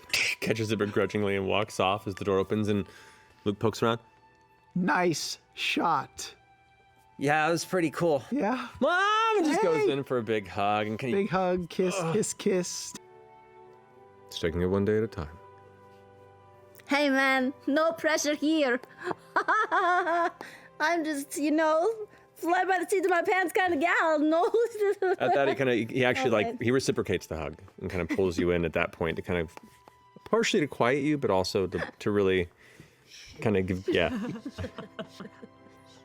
He goes, it's interesting. For so many years, especially in my previous and current line of work, I find comfort in control. And having a very good idea of what's happening, what could happen. And then you showed up. And I don't know which way is up.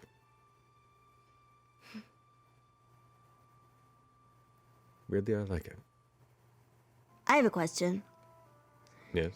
If, someone you were seeing told you they loved you and you didn't say it back right away, would it be because you didn't feel the same way? Or would it be maybe because you felt like a little embarrassed or because maybe like you just weren't sure of your feelings? Do you think it could be that or do you think it could be that you just weren't into them? I think it can be very much both. I know that I have been the person to not say I love you when told to me many a time. Yeah. So that could very well be the case. Okay. But if this is referring to a specific individual, perhaps an astute half-orc who seems to have a penchant for conversation, an interest in gambling, and a unique disposition when it comes to, well, everything. I don't think you have much to worry about. Okay. All right, let's go to the cemetery. Hold hands, please. Widow guest out. Caleb, as Ford's saying this, the words seem to kind of begin to blur a bit as another voice begins to peek into your head. Oh, this bitch. Bren, I was once as stubborn as you. I know you are not beyond reason. I know very well the ore you were forged from, and what we've made you into. And you are very slippery and quite accomplished in your ability to avoid conversation. But simple tricks only last so long. Don't worry. My friends and I will come knocking on your door soon. Curious choice of words. Do not throw away the destiny others have sacrificed to forge for you. Grand potential wasted is a tragedy innumerable. I ask you once more, will you parley with me? Where and when? Now.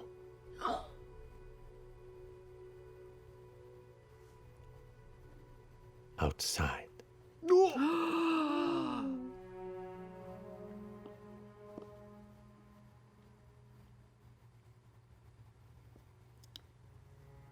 We may have a visitor? I just got my family. You did! You did! I quickly peek out the window. Great. Noticing a distressed Caleb. Okay. You go and look. The windows are closed, it seems, or you go to inspect. And the window should be open, but there is solid stone in the way of the door, of the window. Stone? I get so close. Motherfucker has blocked us in. Solid stone. Solid stone? We're trapped. Wait, what? He fucking matrixed us. Yeah, he did. He They did changed exactly the code. that. They changed the code. They changed the code. Caduceus, you board up your windows with stone? No. Well, he's locked us in. It's a trap. For sure. Thank God for Yasha. Well, you know, I gotta tell it like it is. The voice You all comes know what's through happening. once more into your mind, Caleb. Time is of the essence. It would be a shame for history to repeat itself. And it's at that moment you begin to smell smoke. Oh, Jesus. You motherfucker. As you step out, the land that the house is built upon, it slowly kind of curves downward into this little courtyard area. There's a few small trees around it, and there's the pond over to the front right, and the tree line across the way.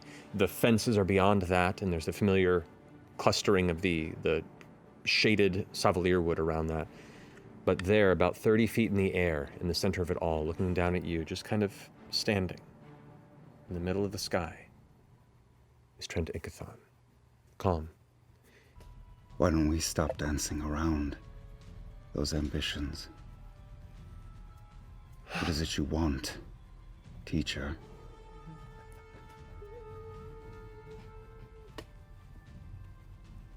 I thought for maybe a while here it was just a bit of discipline that was missing from your life.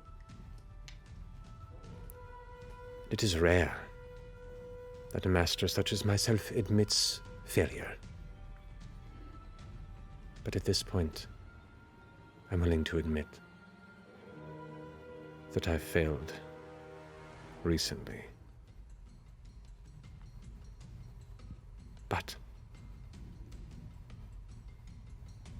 I think it's best that we erase these failures, so I don't have to look at it. And neither does anybody else. I think I can accommodate you today. He reaches up and kind of taps the egg. It shatters.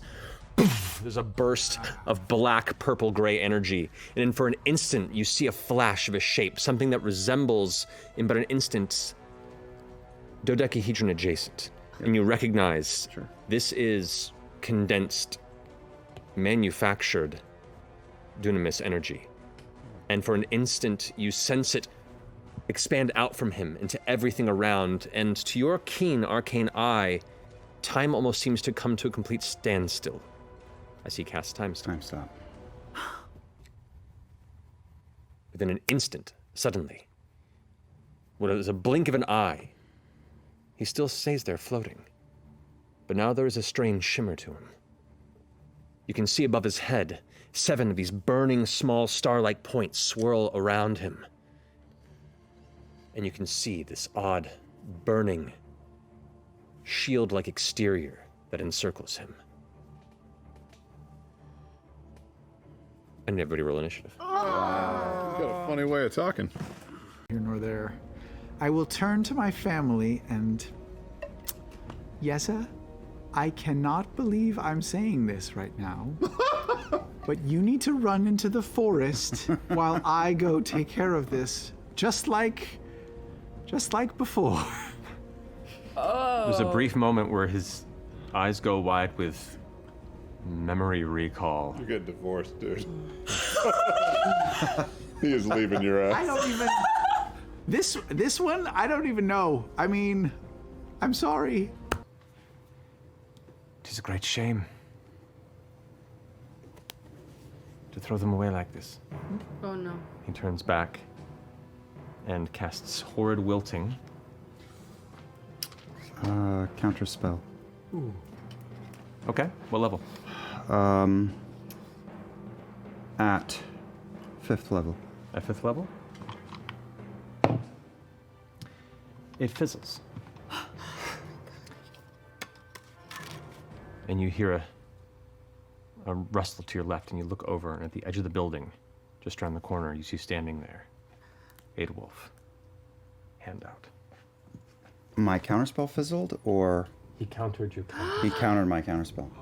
Oh shit! That old bag of tricks. As you go to cast the globe, the spell seems to begin to form and then is raked from the air. Do I have any sense why? Oh boy. Astrid around this corner. Oh my gosh. Has her hand out after dispelling it. Wow. Okay, And that'll be an additional 15 feet. So you come out the front door using 20 feet of your movement, just so you know. Great. I used the rest of my 20 feet of movement because I took the mobile feet.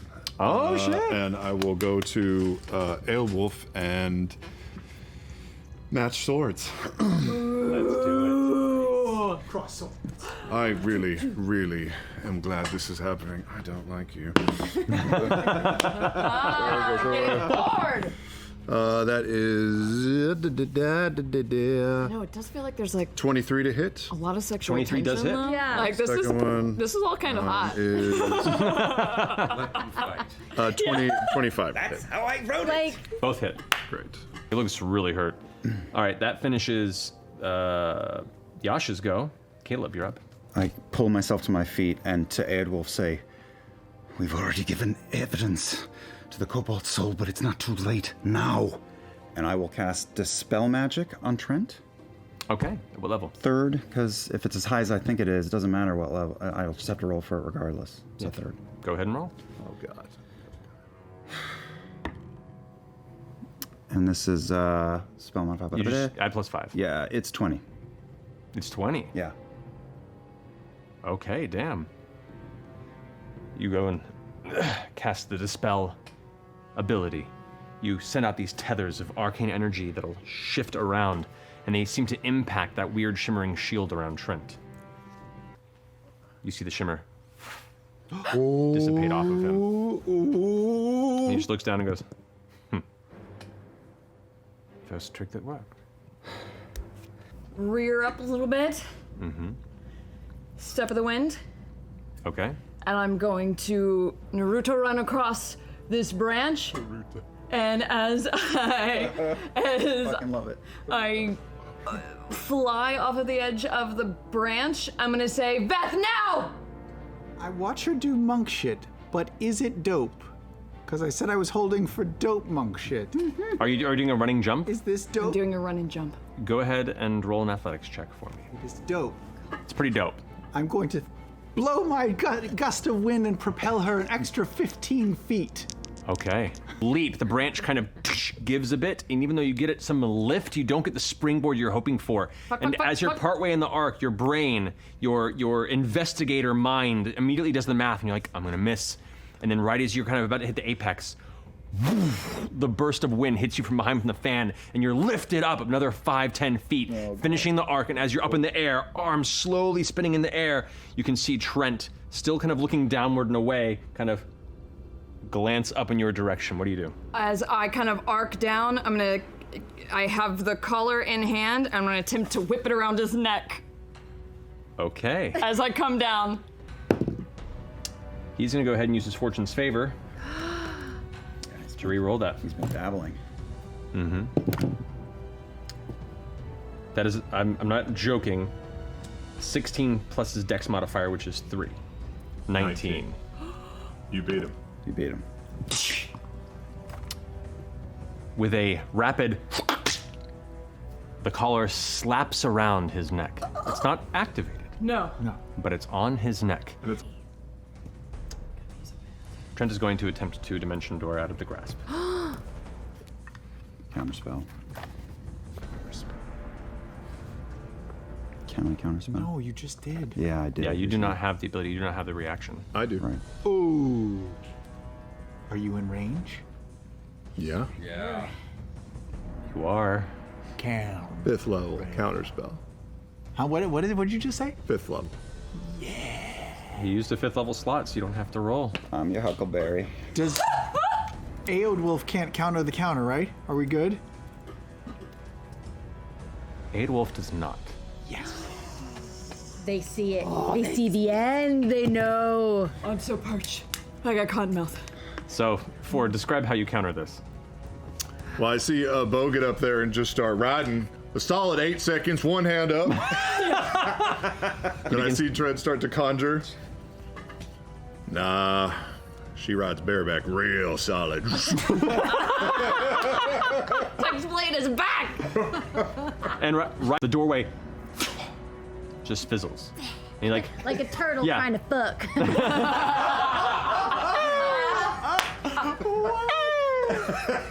Didn't you say something about facing your fate? all right. He is going to go ahead and fly 15 feet this way with Beauregard currently grappled on. I don't know what they look like, but I imagine a silhouette I can figure out. So, with the burning house behind Caleb, I'm going to have the silhouettes of what I imagine his mother and father to sort of look like appear flanking him and just sort of pointing at Trent Ikithon. Wow. With silent image. Okay. Okay. Finish your turn, Beth? Mm-hmm. Caduceus, you're up. I'm step on his chest. Kneel down. Bend over and activate it. Come on. Roll an Arcana check for me. Come on, Caleb. Oh, I wish I was there. Low roll. 15. You have a moat. Don't. Yeah. Don't. With all this planning and preparation for the device, in this moment, there's something about it that's not activating. Your confidence begins to falter in your face as you begin to fumble with the device, and you see that look of fear in Trent's face begin to shift. As you have your hands on the device, a second set of hands comes and pushes yours aside. As Astrid begins to bend down.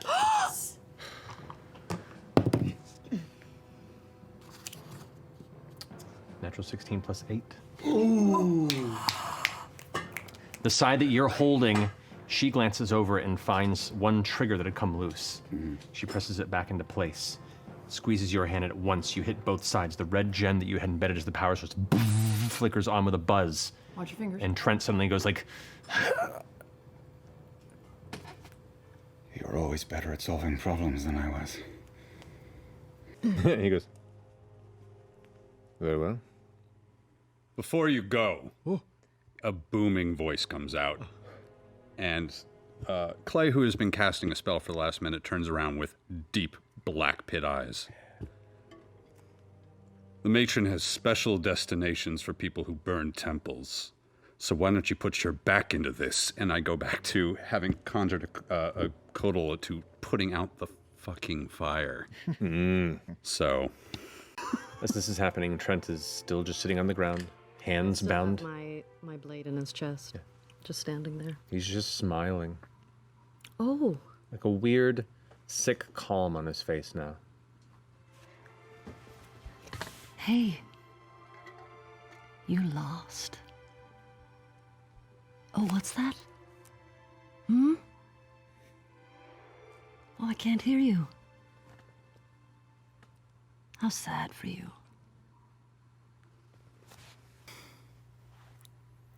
I'll turn and at 5th level, I'm going to cast Create Water in a 30-foot cube above Caduceus' house. that just creates a 50-gallon torrential rain above it. And I'm going to say, Jess, will you come over here? Oh, yeah. Oh, his hair was so gross. Yeah, what can I do? Standing in the rain, I turn to her and I say, I love you too. And I kiss her. I make sure my hands are not touching him, but I kiss him back.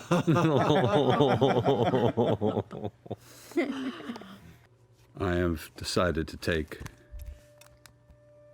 this thing that you have done to me and my family as a opportunity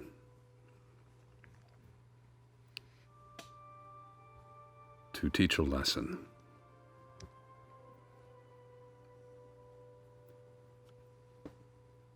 I don't know if you can truly understand what I'm feeling right now. If you have the imagination for how much hurt this is. But I would like you to empathize with me, and I cast command. Empathize.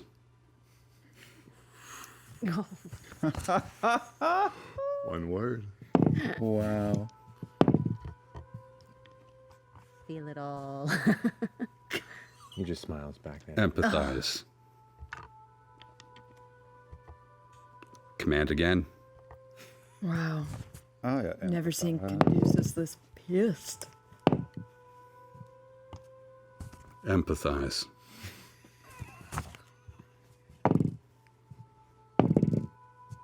Just keeps grinning back at you. Empathize. How many spell slots do you have left? Let's see. That's a good question. That'll do it. As he slowly falls asleep, I just want him to hear, oh, don't worry. Well, we can try again tomorrow. Amazing. That's baller. I love it. Whoa. I love security detail around the I'm ball out, striker. guys. I'm sorry. It's been a lovely few days, but my road's done. My road's at an end. We're gonna go off and just be together. You're welcome to stay here for a little while longer if you like as well. Thanks, but I mean, I think, Yeza, you liked Nicodranus, right? I kind of like the freshness of the atmosphere. Who knows? Maybe I can apprentice at some sort of an apothecary or something. Apprentice? No, we've got seed money. We'll open up your own store. Really? Yes.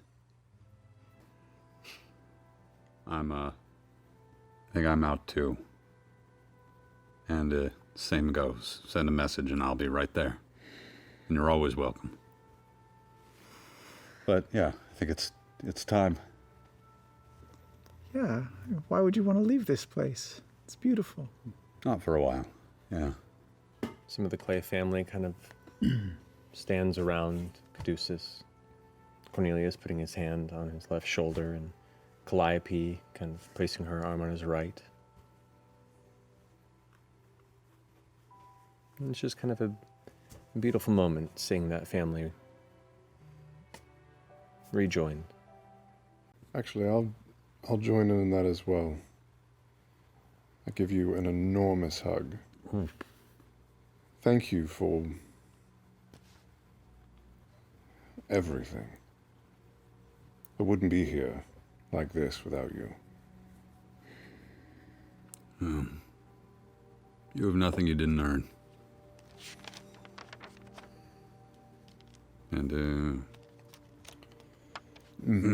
yeah. All right. You coming, hot boy? Where? To the Empire? Yeah, I see your point. We all know what you've done and sacrificed. If you're on your own, then it's just your word, but we are friends to the dynasty.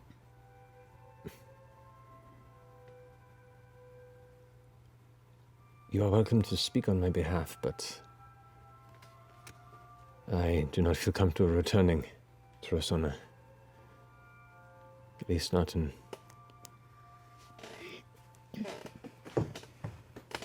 Not the way things are. What have you done? This world was so much easier when it was black and white. It's so much more beautiful in all the shades of colors.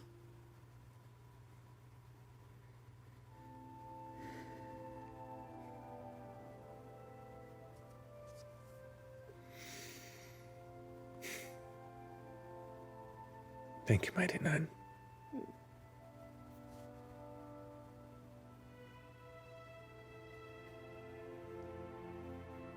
I could never return the favor.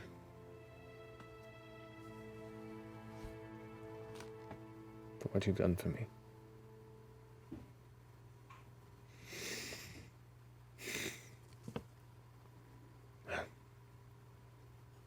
Good luck. And weirdness. We're going to go ahead and start kind of transitioning into the denouement period of this campaign. So, as this narrative epilogue begins to kick off, we're going to be going around and asking you, or you telling me what it is that you still want to attempt to accomplish. It may become quick little roleplay vignettes. It could become a narrative moment with challenges involved or no challenges. You can do it alone. You could ask people to join you. You could ask people if you want to join them. It's your prerogative. But this is the period where we get to begin to visit the little things, or big things, that have been on the horizon amongst all this chaos, that you have the time and the leisure to do.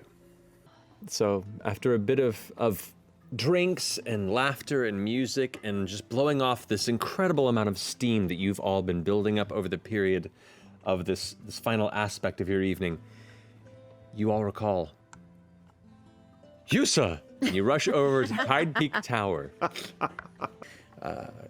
Yusa is currently sitting in this large, comfortable chair with a small chalice to the side and is reading through a book. And as soon as the footsteps begin making their way up these steps, I was waiting for it.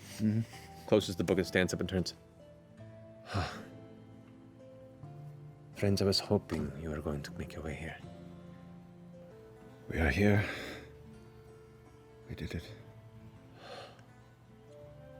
And there's for the first time since you've really gotten to see Yusa, an expression of absolute elation come over him. Oh, yeah. And all on the other side, there's like a whole bunch of dick drawings. Oh, shit. And... You can see the evolution of the dick. Yeah. It becomes more refined with time. Thanks. I wonder if I was ever sitting up here and saw your ship go by without even knowing. I bet. Speaking of,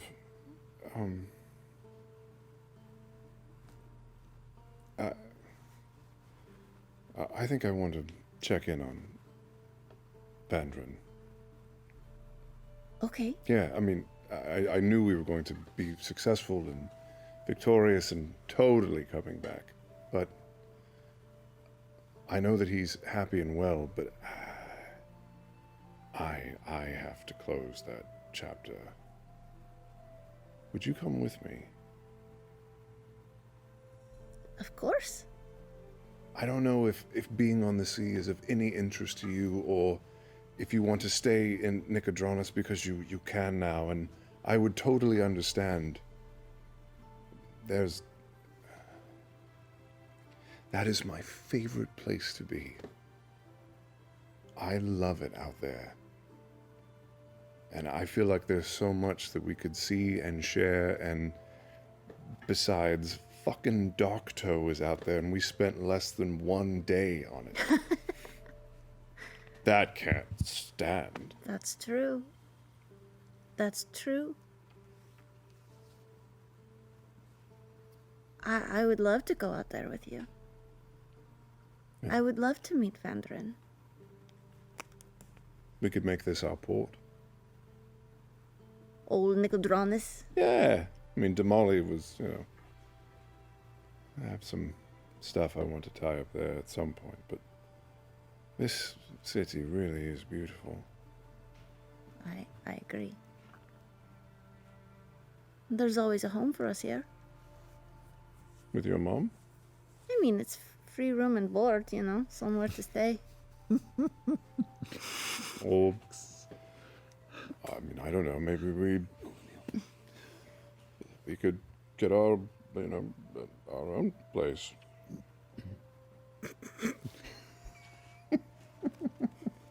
I mean, only because sharing the financial burden would be a smart move in these post-Aeorian times. Just think about it. You don't have to answer now. I mean... You know, don't say anything. Don't say anything. Don't say anything. No, don't say anything. I cast Modify Memory. I don't have it. Maybe just... Yes. That sounds like a really wonderful idea. Cool.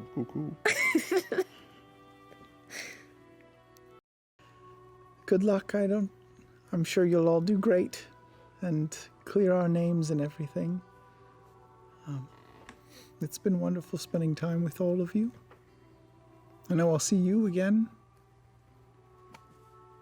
I hope I'll see you guys, if you'll come visit. Forward, either way.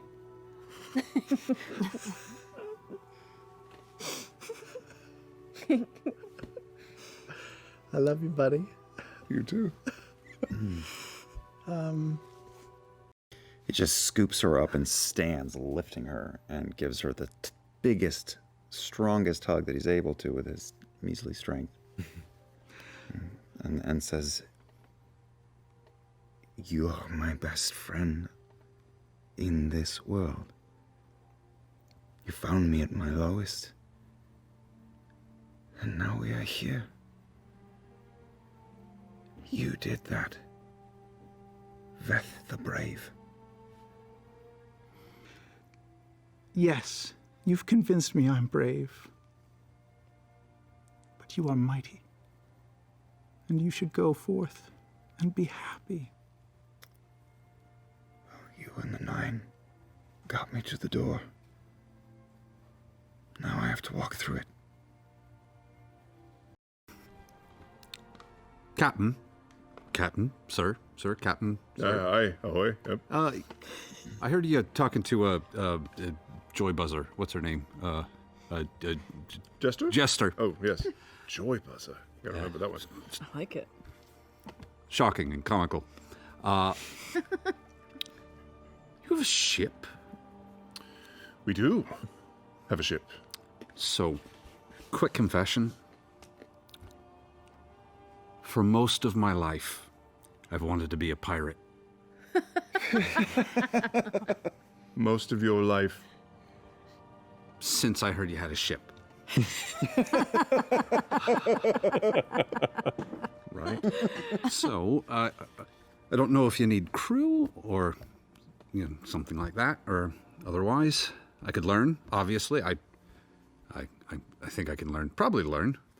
But Captain Kingsley, I mean, not right away. We'll work on the positions. Oh, I'm willing to work, but have you any experience? Yes. Have you courage? Probably. Don't hit me. Be on me crew. Oh, that'll do. Of course, we'd love to have you. I'll give you a tattoo. You can be a real member. Yeah, you have to bleed to get on the ship. Oh, that shouldn't be a problem. Clearly have no problem with that. Clearly. Thank you. I'm looking forward to the future. And I hope I deserve to woken up surrounded by such people. This idea for you. Tea Leaf Kingsley. It's at this moment, Kingsley, that you get rocked hard on the shoulder by a group of other somewhat drunken individuals that are just kind of pushing through the streets of Decadronis. After the impact, he turns around and is like, "Who the fuck?" Zenny, Zenny, are these? And you go, Is it the bandits? Oh, Jesus. we are so sorry. The bandit? We are so sorry. Serious? We had no... And they just go running. You have a lot of nerve coming back here after what you've done. Is that right? Yes. Yes. Gonna make a great pirate. Are you kidding me? That was excellent. Angel, Yasha. Yeah. Not now, but in the future. I'd like to hear about your friend later, once I know me better. I would love that. Thank you.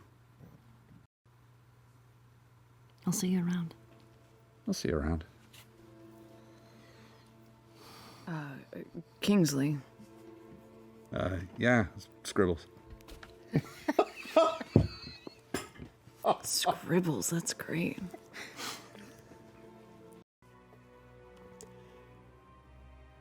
Master Igithon, I, the High Curator, find you in severe contempt of Imperial law. While I cannot judge you independently, the full weight of the library of the Cobalt Soul will stand to see you tried for all the terrible things you have wrought.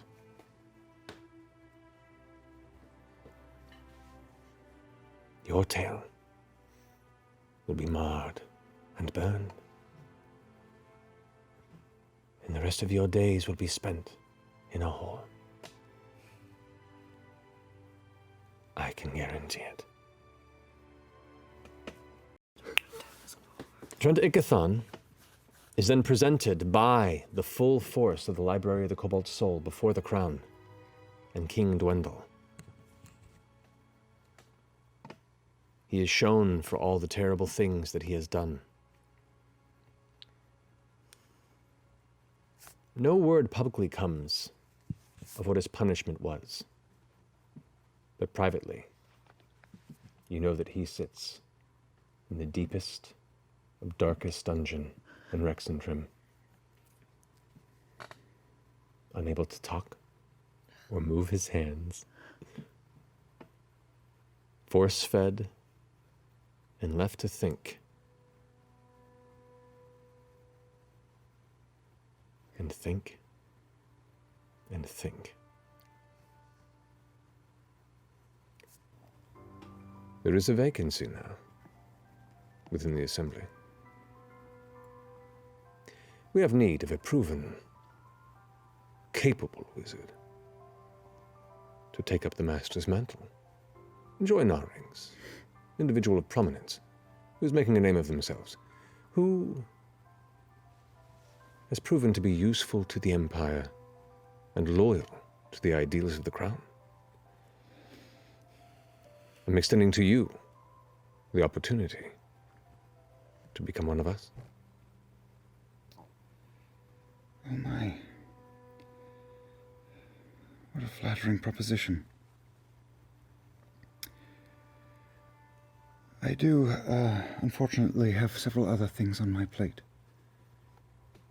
and must regretfully pass on your offer. Good luck filling the vacancy, Martinet.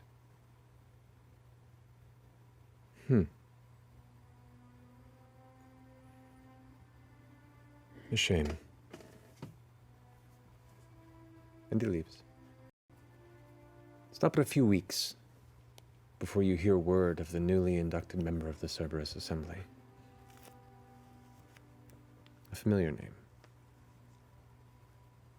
Master Astrid Beck. Yep. Following in the footsteps of her previous mentor.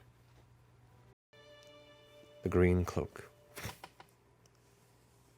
The hood half pulled back as the large orange mane of Artagan the Traveler holds your arm. Goes,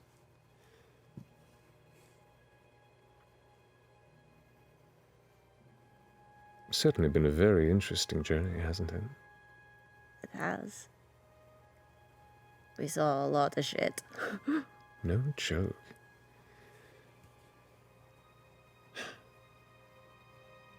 It's so strange. Classically, mortal life is so brief and dull and spoken of from the perspective of my folk for ages as toys.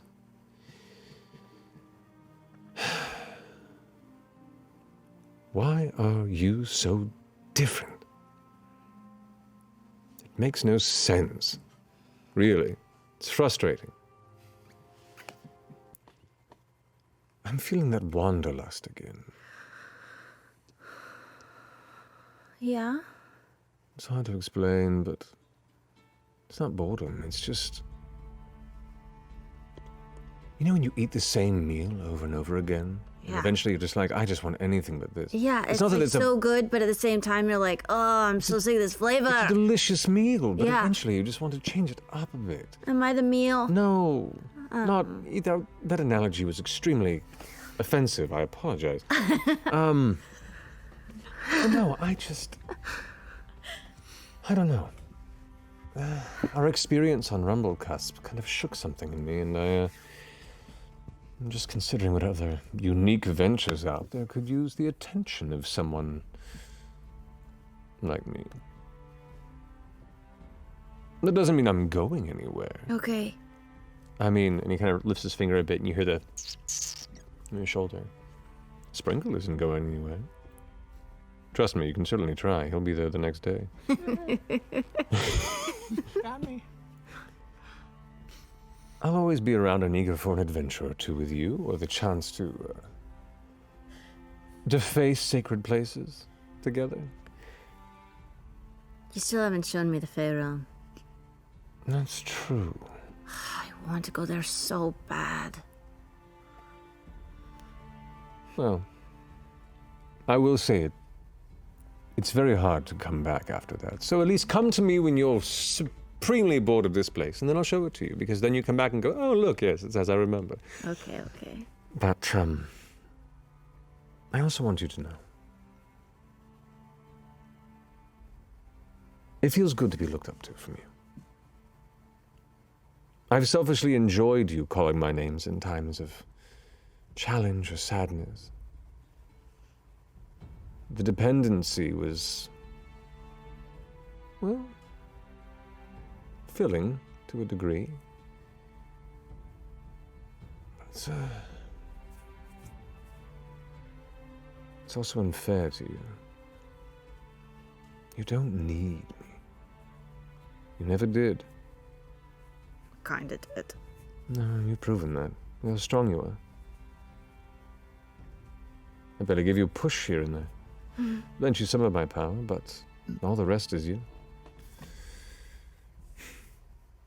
Your friends are your strength. Your captain is your strength. I'm just here to kick along and support when I can on occasion, but I just might not be around as much.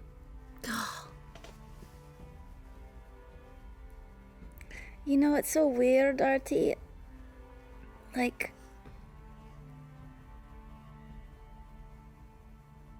it makes me really sad to think about. But it also feels kind of good.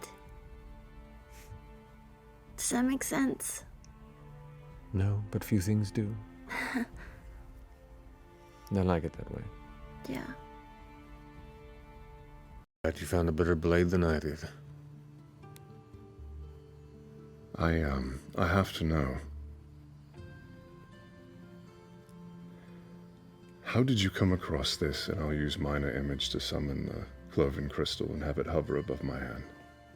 You see him kind of take a step back and go.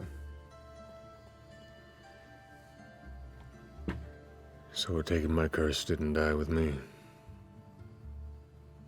No.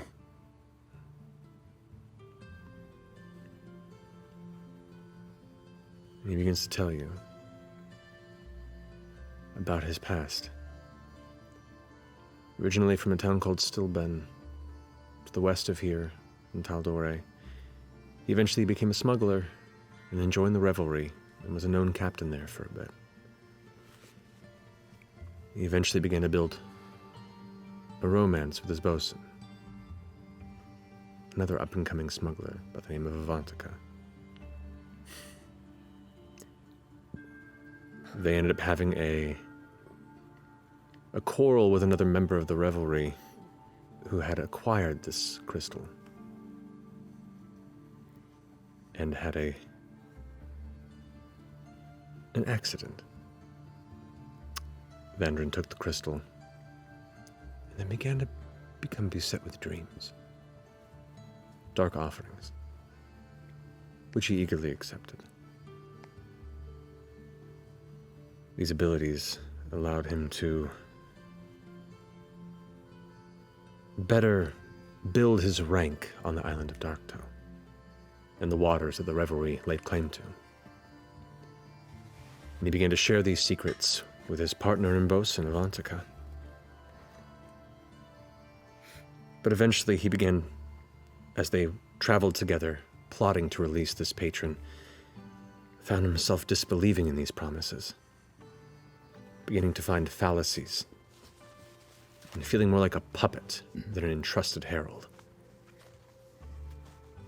And he just began to grow tired.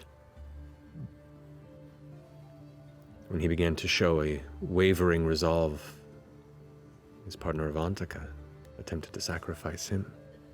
And that's the first time you hear the name Uk'otoa.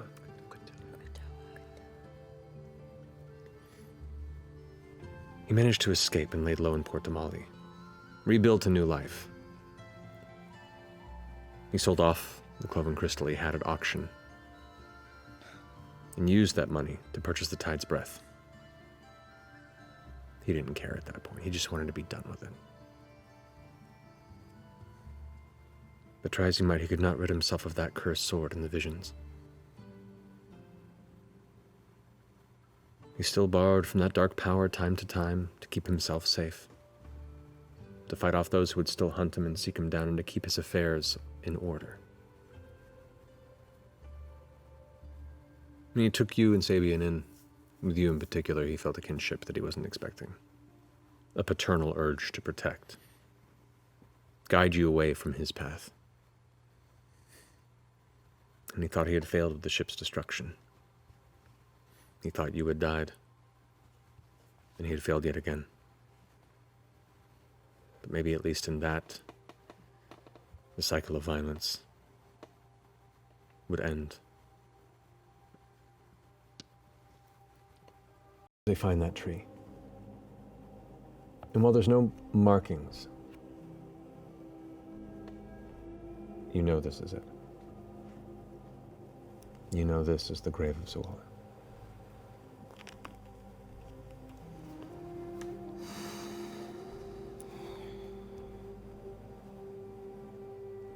Would you like a moment? I think so. I'll be right here. Okay.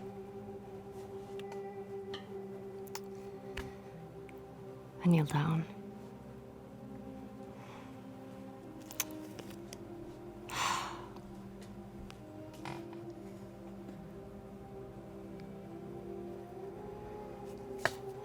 I thought I would have more to say. I'm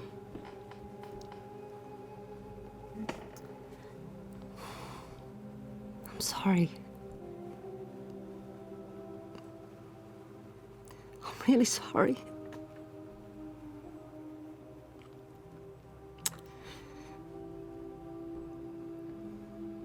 I wish more than anything that I wouldn't have been such a coward.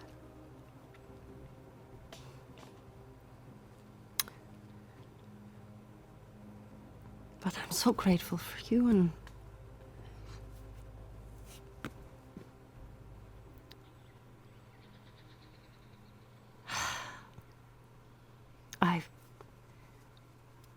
I brought you some things.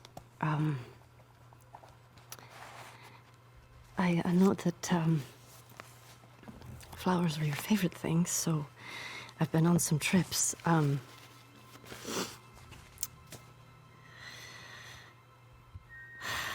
I pull out the book of the flowers from Beryl Ben and the silk flower from Molly Mock from the Hupperdook Festival. Blade of grass from the barbed fields. Flowers from the White Dawn Lagoon. And many, many more.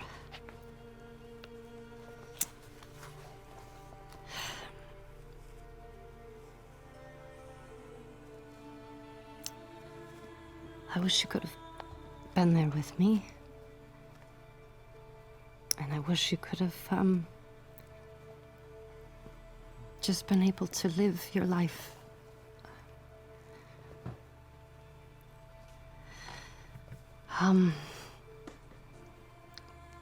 I would like you to meet someone.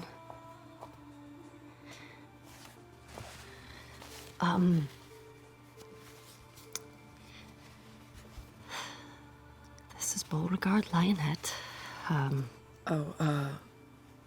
I'm talking to her like she's here, but,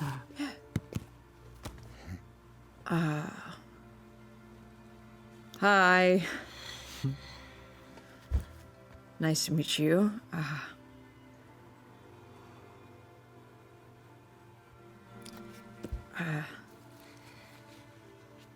I think you'd be real proud of Yasha. And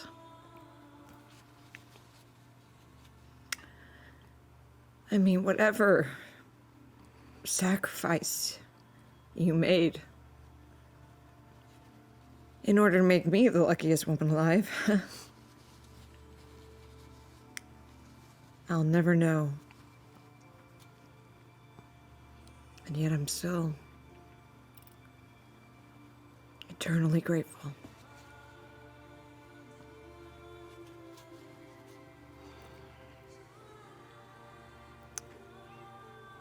well, I'm gonna leave this here.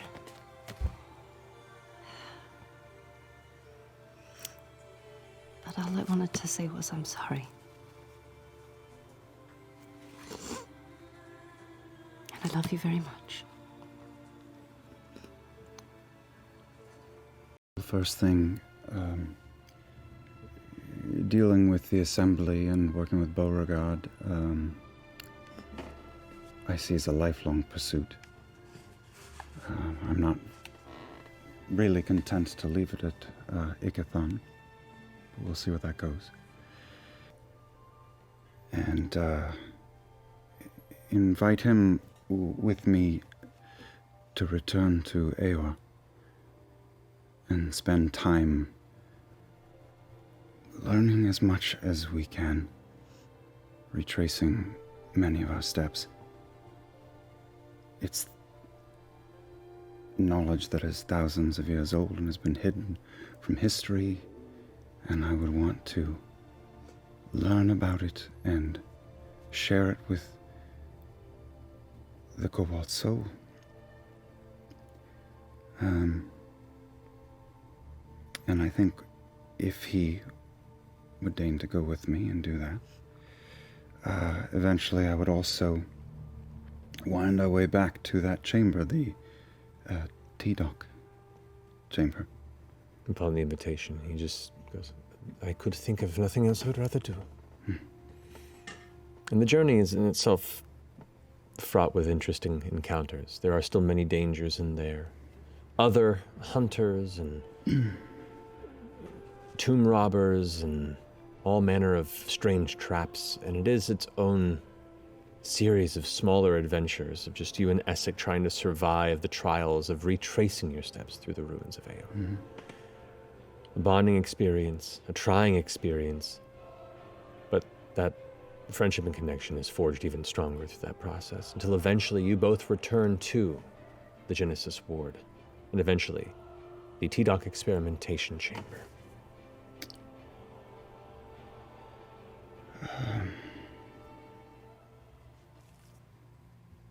Is this still something that you consider? He studies it after you ask this question, wordlessly, for 5-6 minutes. Not in a way that he's ignored the question, but he's still pondering as he traces the various Dunamantic glyphs, admiring, questioning, curiously taking in, now that there is time to do so.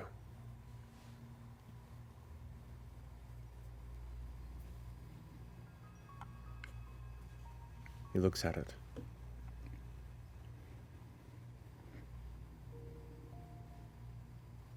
I have spent my life in the pursuit of the ability to control one's future.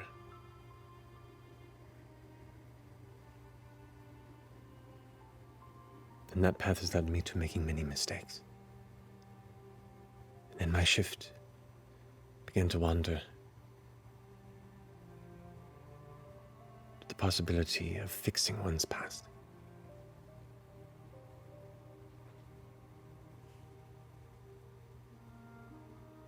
And since we found this, I've thought on it often.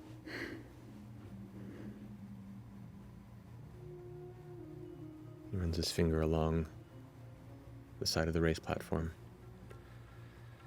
The possibility of retracing one's lifeline. Adjusting things.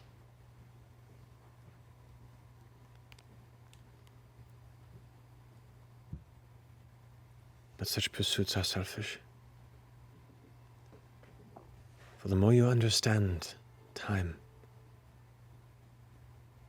you understand you cannot see the ramifications of changing such things. Where I found this before I found you. Perhaps I may have done some incredible, terrible things with it.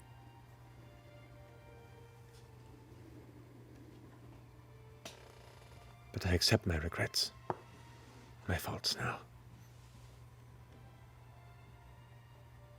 And I'm here today with this knowledge, in this moment with you,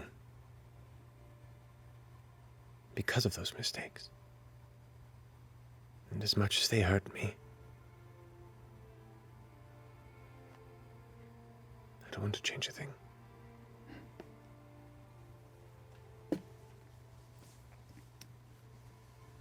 I take the whole place in.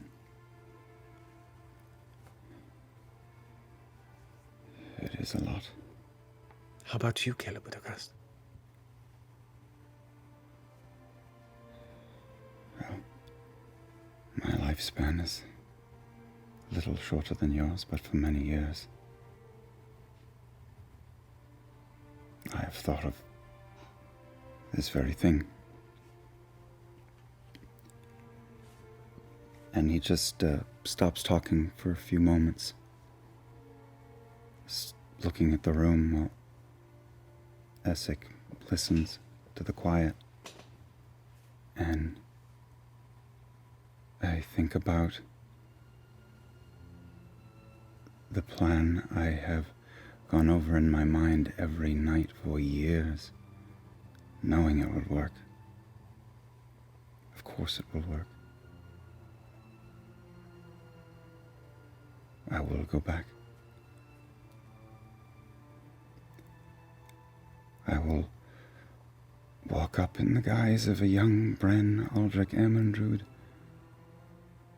Not long after I left them.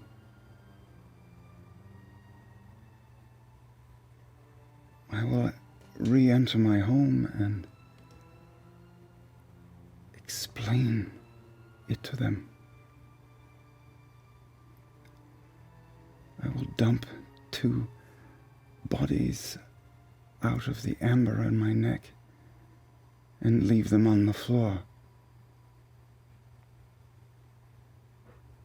I will set illusion behind us as we leave and wait from afar and watch invisibly. as 3 children walk up to the house and set it ablaze. And hear the screams of my parents who are no longer in that building. And everything will stay as it was. And I will take them to tell Dore. And I will tell them, take these gems, start a life here, wait for me. And in a little less than 2 decades, start coming to this square once a week. Every week. And eventually, you will find me there.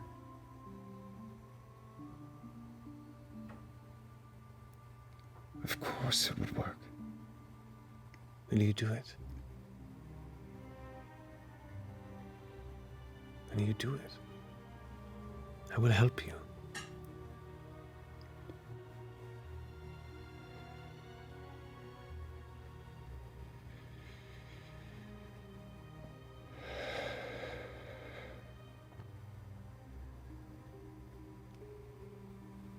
I drag some dust up my arm and disintegrate everything in the room. And burn what's left.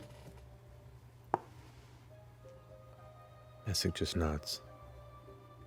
I think that Caleb and Essek, if Essek were of a mood to, would be together for a while. But knowing that eventually, not too far off, Caleb will be an old man and Essek will be Essek.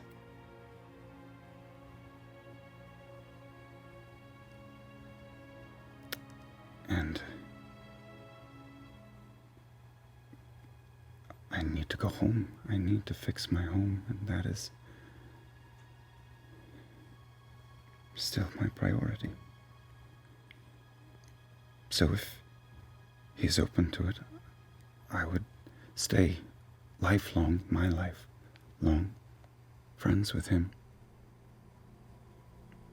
And be grateful for that time. Essek is very open to it. It's not long after this Aeorian experience that Essek finds a way to build a new life, away from the dynasty, using illusion, numerous personas. But he remains in close contact with all of you, and vanishing at other times to whatever his business may be. And I think for the rest of Caleb's life, he will teach. I think he will teach Luke if his parents will have me. Well, I had thought about possibly opening some sort of a little summer camp to teach young adventurers how to stealth and sneak and fire crossbows and maybe learn a little magic. So, if you'd like to come, be a counselor. I will do that in my off months. But if the Empire continues on and the Academy is still there, I will teach at it. Kingsley Tea Leaf. As time goes on, your life continues to unfold. New memories forged with a new life born out of love and family and odd piratey ways and strange mingling different lives tangled and giving birth to a new color. Every now and then, your mind occasionally begins to recall memories through an occasional nightmare, flashes of blurred memory. Some time spent locked with another, familiar yet revolving, revolting place. A shell of loathing, inescapable interior looking out from within your prison, pushing against your invisible binds. When your heart found the strength, giving all that you are to help those who gave your purpose in return. It was worth it. It was worth it. Yet on a rare occasion, that odd memory continues to return. The moment you gave yourself and broke your prison. The lights. So many around you. Free to move on. The warm catharsis of letting go. And those strange black chains that invisibly wove through that city, now broken. The sound of them shattering between worlds, shaking you in that liminal space. The angry, unknowable, primal, ancient cry that you can never forget.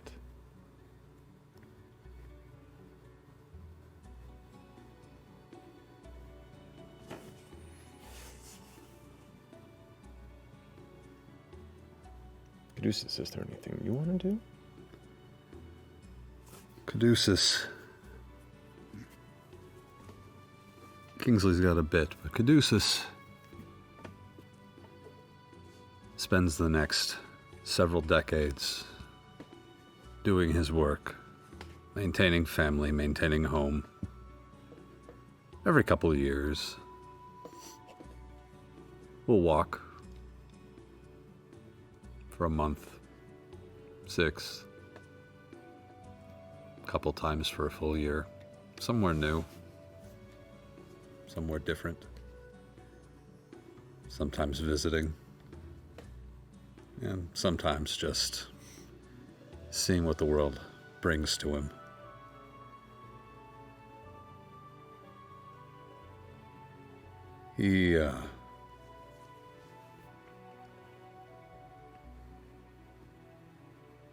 There's nothing but contentment. Eventually, he brings Calliope along a few times. Starts seeing what kind of trouble they can get into. But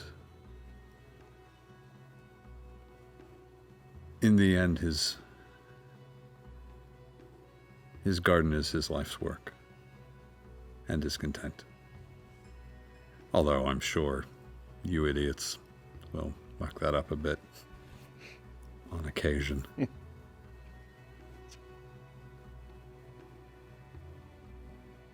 As for Kingsley spends years learning from you, Ford. Becomes the sailor he'd like to be. After a few years, finally reads that book and goes to visit and learn. And then one day, we're attacked on the open sea, and suddenly you have 2 ships. As the crew, the pirate crew that attack you, the 9 heroes, is quickly dispatched. And I suppose I would ask for my own ship to serve your crew.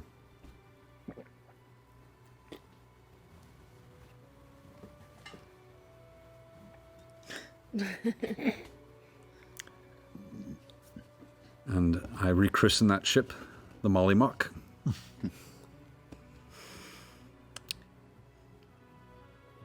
And 1 month later, we vanish in the middle of the night and head straight to Darktoe. Yes. I leave a note that expresses how grateful I am for everything you've done and for everything you've taught me, and that I will gladly and always be your humble servant, except, of course, for the fact that I'm never giving back the ship. And I make my way to join the revelry.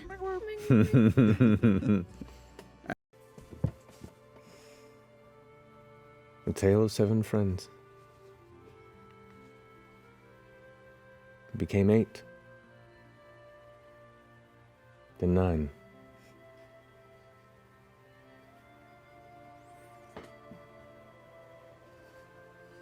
Wild swells of adventure and love and guilt and redemption,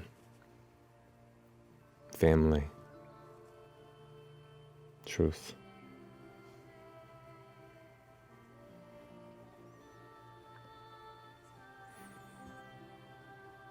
This story comes to a close tonight.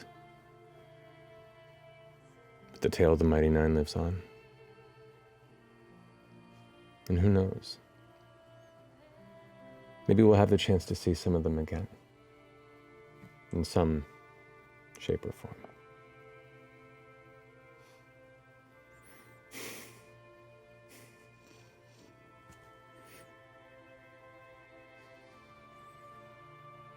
Love you all so much.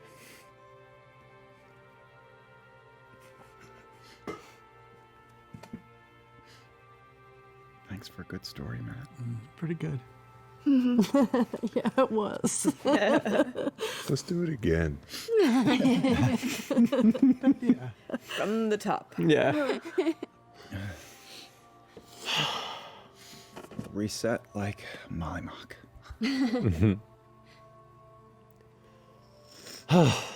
Well, thank you for hanging in with us for this second campaign. For the highs and lows and confusion and clusterfucks. Thank you so much for joining us. We love you very much. And is it Thursday yet? Good night.